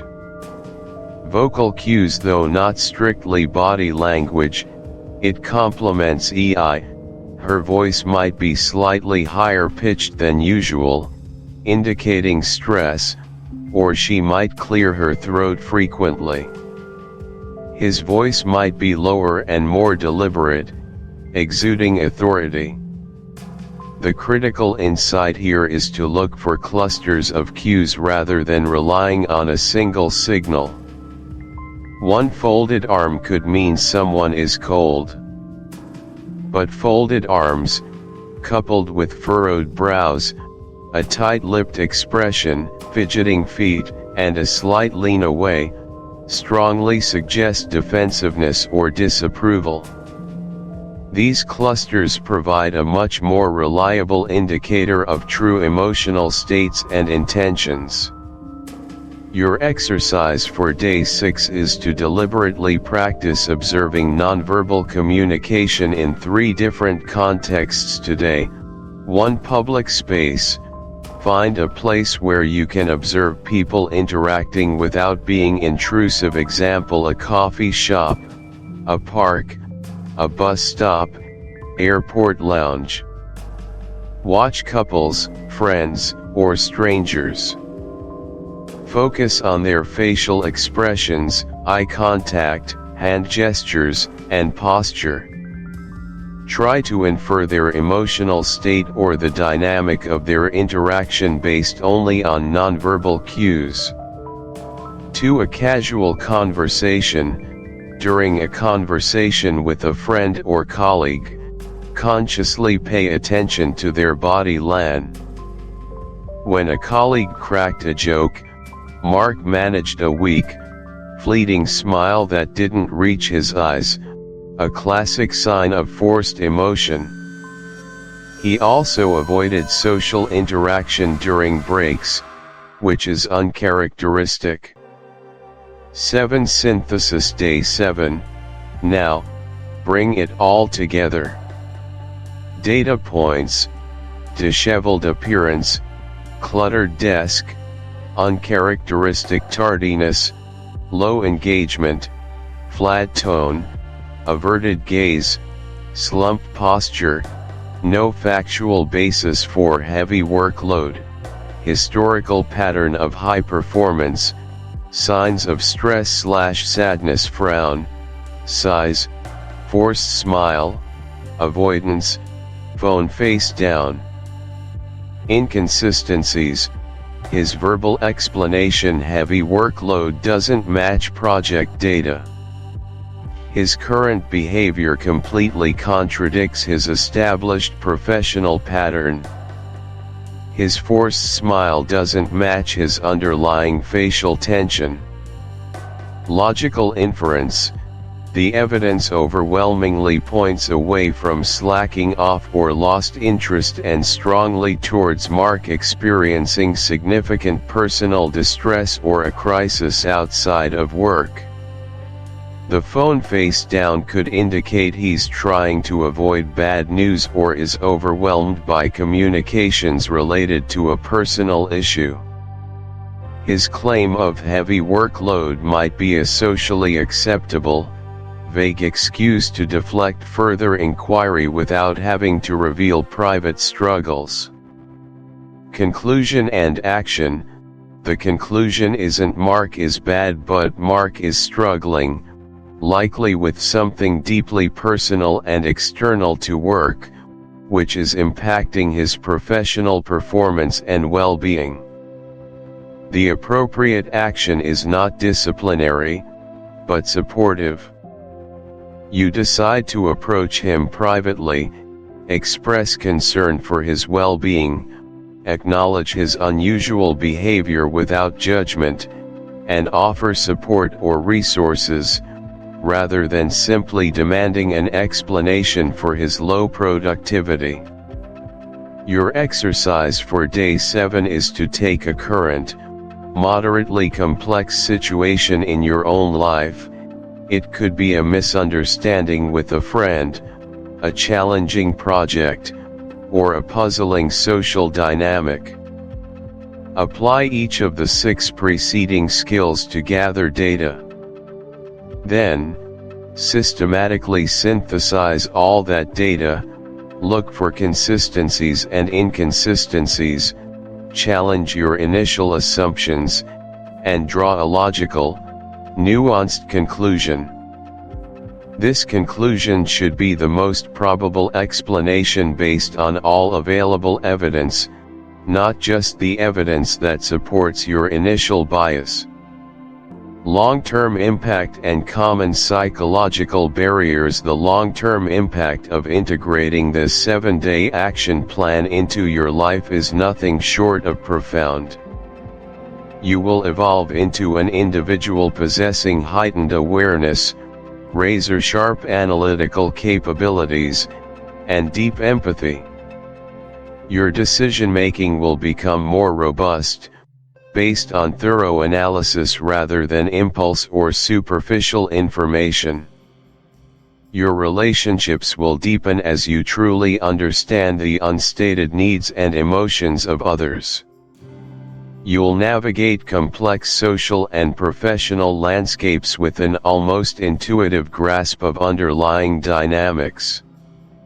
This isn't just about detecting deception, it's about detecting truth in its most intricate forms.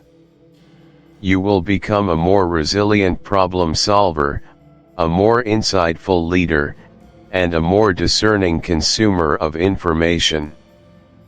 The world will reveal itself in richer, more nuanced detail. However, this journey is not without its common psychological barriers. We are, after all, human. Cognitive overload: initially, trying to apply all these skills might feel overwhelming, like trying to juggle too many balls.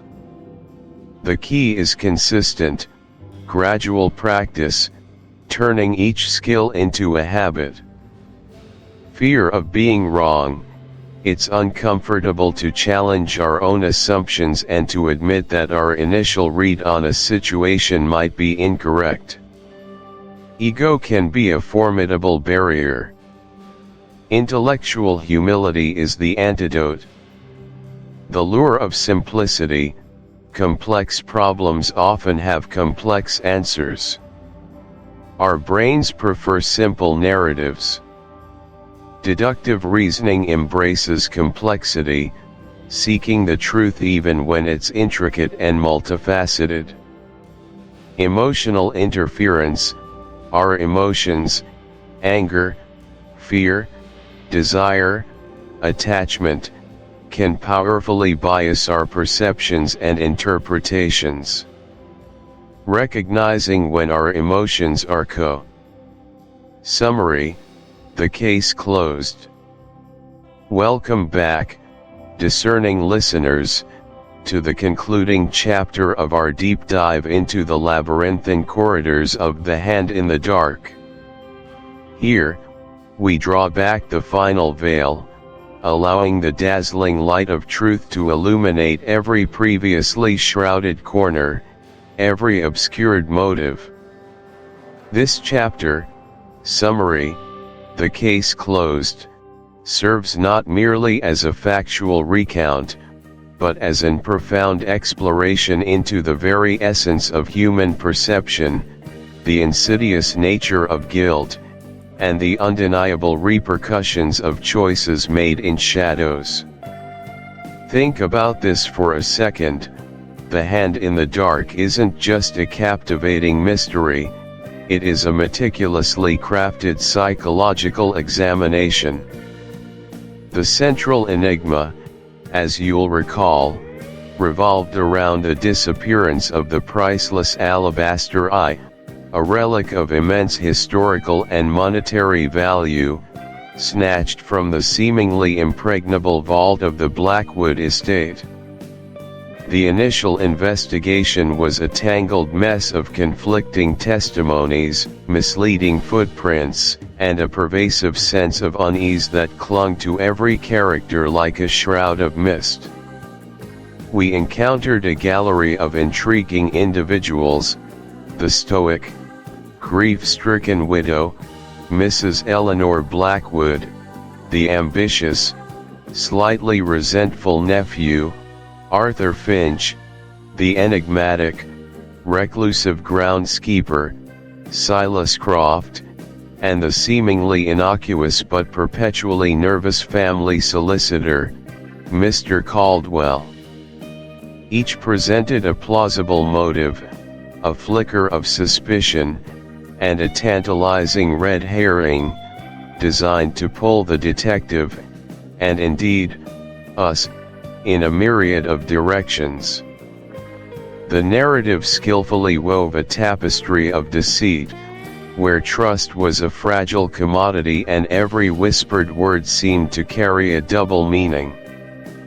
The underlying conflict wasn't just about recovering a stolen artifact, it was about exposing the dark undercurrents of a family's past, the simmering resentments, and the devastating impact of long-held secrets. The foundational themes that emerged from this intricate dance of suspicion and revelation were profound: the insidious power of deception, the cunning art of misdirection, the often elusive nature of objective truth, the crushing weight of reputation, and the gradual, corrosive erosion of genuine trust between individuals who once considered themselves inextricably linked. The book masterfully demonstrated how these themes didn't just exist as abstract concepts but actively shaped the characters' actions, their interactions, and ultimately, their fates, pulling them deeper into the intricate web of the mystery. Now, Let's look at why this happens and how the threads were painstakingly unraveled. To truly understand the solution, we must meticulously recap the main plot points and the logical chain that led to the final, undeniable conclusion. The initial crime, the theft of the alabaster eye, was initially attributed to an external, professional thief, a perception carefully cultivated by the perpetrator. The early investigation focused on the broken window, the forced lock, the muddy footprints leading away from the estate, all classic signs of an outsider's intrusion. These were the primary red herrings, expertly placed to divert attention. However, our astute detective, Inspector Harding, began to notice discrepancies. The mud, while seemingly from an external source, precisely matched the unique soil composition from a rarely visited section of the Blackwood Gardens, a section only accessible through an internal path, not the perimeter fence. The forced lock showed minute, almost imperceptible scratches on the inside of the bolt, suggesting it had been tampered with from within, then reset to appear as if forced from the outside. The critical turning point arrived when Harding realized the seemingly insignificant detail of Mrs. Blackwood's rare allergic reaction to a specific type of pollen, a pollen found only in the hothouse orchids cultivated by Mr. Caldwell. Her sudden allergy flare-up on the night of the theft had been dismissed as mere coincidence, a pre-existing condition. But Harding, piecing together the subtle clues, deduced that Mr. Caldwell, knowing of her allergy, had intentionally exposed her to the pollen moments before the theft, ensuring she would be incapacitated and confined to her room, thus providing him with an unassailable alibi for the time of the theft and minimizing the chance of her witnessing anything. This was the first major domino. The second was the discovery of a small, custom-made key, disguised as a cuff link, in Silas Croft's shed. Silas, the reclusive groundskeeper, had been suspected due to his secretive nature. But it wasn't a key to the vault, it was a duplicate of Mr. Caldwell's personal study key, which held the architect's original blueprints for the estate, including the vault's archaic and little-known secondary locking mechanism. Silas, it turned out, was not the thief but a meticulous observer who had seen Caldwell sketching the blueprints, a detail he kept quiet out of fear of involvement, burying the key. The logical chain then spiraled inwards. Caldwell, the seemingly trustworthy solicitor, had amassed significant gambling debts. He knew the estate intimately, including the vault's weaknesses. He had a motive, the means access to blueprints, knowledge of Eleanor's allergy, and the opportunity. The hand in the dark of the title became a metaphor for his unseen machinations, his quiet manipulations. His polished demeanor and unblemished reputation were his greatest camouflage, allowing him to operate in plain sight, pulling strings without drawing direct suspicion.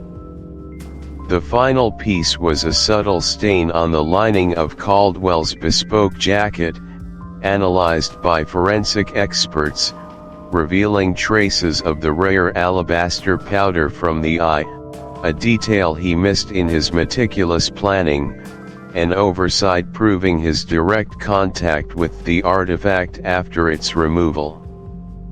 This detailed unraveling demonstrates how seemingly isolated facts, when connected through rigorous deduction, construct an undeniable narrative of truth. Now, let's explore the powerful themes woven throughout The Hand in the Dark: the crushing weight of guilt, the treacherous landscape of perception, and the far-reaching consequences of past actions. Guilt, in its myriad forms, was a central character in itself. Mr. Caldwell's guilt, though expertly concealed behind a facade of professional calm, manifested in subtle tics, a persistent tremor in his left hand, an unnatural fixation on time, an almost obsessive attention to detail that bordered on paranoia. He had built an elaborate prison of lies, and the constant fear of exposure was his silent tormentor. But guilt also touched other characters. Arthur Finch, though innocent of the theft, carried a profound guilt over his earlier financial misdeeds, believing his past impropriety made him an obvious. It compels us to approach problems, both personal and professional, with a more discerning, less biased eye. In our personal relationships, it encourages us to question our initial assumptions about others, to look beyond superficial appearances or reputations, and to truly listen to what isn't being said, or to observe what isn't overtly shown. It fosters a more empathetic, yet critically aware, approach to understanding human behavior. Societally, it encourages a deeper scrutiny of narratives presented to us, whether by media, politicians, or even historical accounts. It teaches us to seek out the disconfirming evidence, the subtle inconsistencies that might unravel a carefully constructed facade. The enduring message of The Hand in the Dark is one of profound caution and empowerment: caution against the ease with which we can be misled, and empowerment through the realization that critical observation and logical deduction are our most potent tools against deception. It reminds us that justice is not just about punishment, but about the painstaking process of illuminating what has been obscured. The lasting psychological impact lies in a heightened sense of vigilance, a greater appreciation for the complexity of human motivation, and a humility born from the understanding that even the most intelligent among us can be blind to the obvious. However, despite these profound lessons, we continually encounter common psychological barriers that prevent us from seeing the obvious. Why do we struggle so profoundly to perceive what is right before our eyes? One major culprit is confirmation bias. We tend to seek out and interpret information in a way that confirms our pre-existing beliefs or hypotheses. If we believe the perpetrator must be an outsider, we will unconsciously prioritize clues that support that theory and dismiss those that contradict it. Another significant barrier is the availability heuristic, our tendency to rely on immediate examples that come to mind. If our mental model of a thief involves a certain archetype, we'll be less likely to consider someone who doesn't fit that mold. Then there are our inherent blind spots. Often, the closer we are to a situation or a person, the harder it is to see them objectively. Emotional attachment, loyalty, or even professional respect can create a powerful filter. Inspector Harding might have initially struggled to suspect Mr. Caldwell precisely because Caldwell was a well-respected figure, and questioning his integrity went against Harding's established professional norms and personal respect. The curse of knowledge also plays a role. Once we know the answer, it seems impossibly simple, making us forget how convoluted the path to discovery truly was. Furthermore, fear and ego are potent adversaries of truth. Fear of an uncomfortable truth, fear of disrupting the status quo, or fear of being wrong can all lead us to ignore evidence that challenges our comfort zones. Ego can make us cling to an initial theory, even when new evidence suggests otherwise, making us unwilling to admit we might have been mistaken. These powerful cognitive biases and emotional attachments are precisely what Mr. Caldwell exploited. He banked on the fact that no one would look too closely at the respected solicitor, that their assumptions about his character would override any subtle inconsistencies in his behavior or alibi. He hid not in shadows, but in the glaring light of their unquestioning trust and their predictable cognitive blind spots.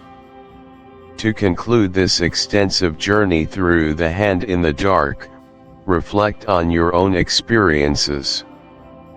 Have there been moments in your life where a significant truth, a solution to a problem, or an understanding of a person's motives, was staring you in the face, only to be realized much later with a sudden, almost embarrassing clarity? What mental filters or emotional attachments might have prevented you from seeing it sooner?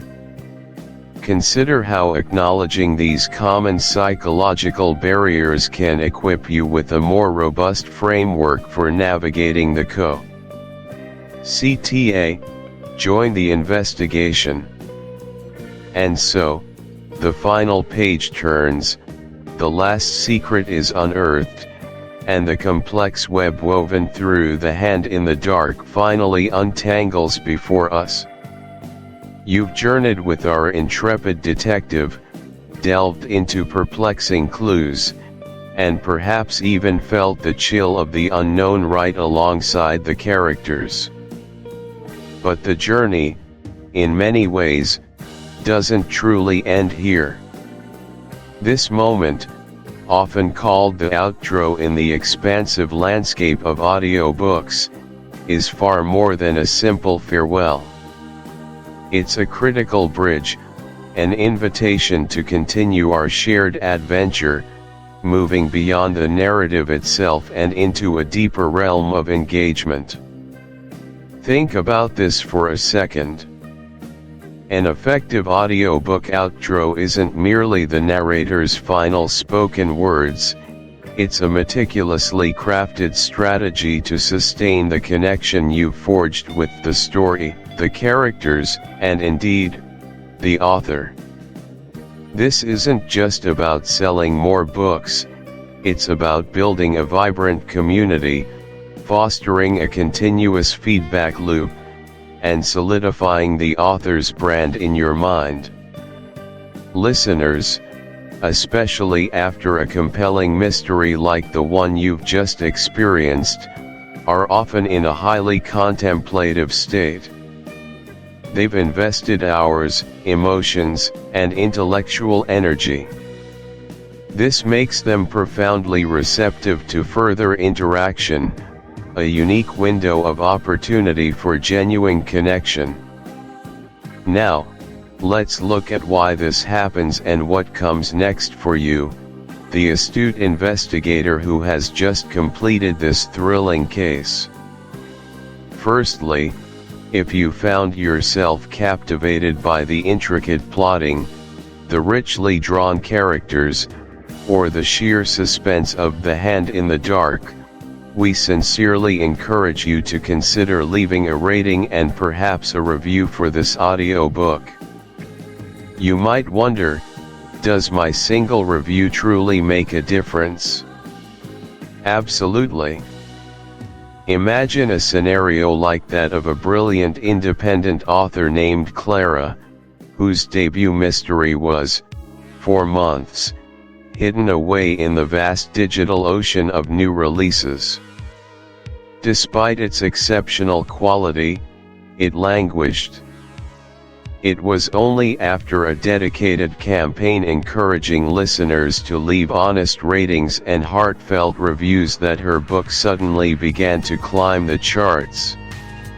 Each 5-star rating, each thoughtful comment detailing a favorite twist or character, acted as a vital beacon. It wasn't just about the numbers, it was about social proof. New listeners, browsing for their next captivating story, saw dozens of glowing reviews and immediately felt a surge of confidence. Clara's book wasn't just discovered, it was embraced, all thanks to the collective voice of listeners like you, turning individual appreciation into undeniable momentum. Your candid feedback is the most powerful tool an author has for reaching new audiences and understanding what truly resonates. It is a genuine testament, a potent vote of confidence that speaks volumes beyond any marketing copy. Secondly, for those of you whose curiosity is now thoroughly piqued, whose minds are still replaying critical scenes, we extend a warm invitation to visit the author's official website. This isn't merely a digital business card, it's an expansive, immersive hub designed to deepen your experience. For instance, on the author's site for our very own Detective Miles Corbin series, you'll discover a wealth of exclusive content. Perhaps detailed character dossiers, allowing you to delve into the intricate backstories of your favorite or most feared individuals. You might find unsolved cold cases, short, tantalizing stories that provide glimpses into Corbin's earlier investigations, cases that never made it into full novels but still showcase his distinctive deductive prowess. There are often behind-the-scenes glimpses into the meticulous research required to craft such an authentic mystery, revealing the real-world inspirations behind fictional events. Or even early access to character profiles and setting descriptions for future books, giving you a privileged sneak peek into what lies ahead. This transforms a simple web address into a portal for continued exploration, fostering a far deeper, more enduring connection. It's about transforming a casual listener into a truly devoted fan. And finally, as the echoes of The Hand in the Dark begin to fade, know that the threads of intrigue are already being respun, leading to new, even more perplexing cases. We are thrilled to offer you a tantalizing glimpse into the next installment of Detective Miles Corbin's gripping saga. Imagine a whisper of a new investigation, one that might pull Corbin into the shadowy world of international art theft, where a priceless ancient artifact vanishes from a seemingly impenetrable vault, leaving behind only an enigmatic symbol. Or perhaps he finds himself entangled in a long-buried secret resurfacing from a seemingly perfect family's past, a secret so toxic it threatens to unravel generations and claim new victims. Our astute detective, fresh from the profound intensity of his recent triumph, will find himself drawn into a labyrinth even more complex, where trust is a perilous luxury and deception hides in plain sight, often in the most unexpected corners. What new, formidable adversary awaits? What familiar faces might reappear, perhaps in entirely unforeseen roles, challenging Corbin's perceptions and loyalties? This isn't just an announcement, it's a solemn promise of future adventure, a new puzzle demanding your keen intellect and unwavering attention. Now, let's reflect philosophically on the profound long-term impact of these seemingly small actions. When you engage by rating, reviewing, visiting a website, or anticipating the next book, you are not just passively consuming content. You are actively participating in the creation of a sustainable literary ecosystem. For the author, this translates into a viable career, allowing them to dedicate more time and creative energy to crafting the stories you love. For the broader community, it means more diverse, compelling narratives can find their audience.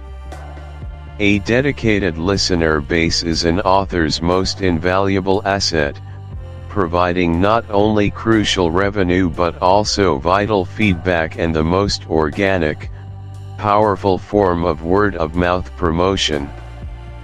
It's about building a lasting legacy, not merely selling a single book. Yet, we understand there are common psychological barriers that can sometimes prevent action. We are all incredibly busy, and the inertia of daily life can be powerful. You might feel that your single review won't truly matter in the grand scheme of things, or perhaps you're unsure exactly how to leave a review on a particular platform. Sometimes, it's simply a matter of forgetting amidst the rush of life. We want to gently assure you that every single review, every single website visit, every single mention to a friend genuinely makes a profound difference. These seemingly small acts of engagement are the lifeblood of authors and the stories they pour their souls into creating. Your involvement is not just appreciated, it is absolutely instrumental. So, as you step away from the hand in the dark, we hope you carry with you not just the thrill of a solved mystery, but also the anticipation of new adventures, and the knowledge that your engagement helps shape the future of storytelling. Thank you for joining the investigation. Thank you for listening to this audiobook. If you found value, meaning, or inspiration in this journey, please remember to like the video, subscribe to the channel, and turn on notifications so you won't miss the next chapter.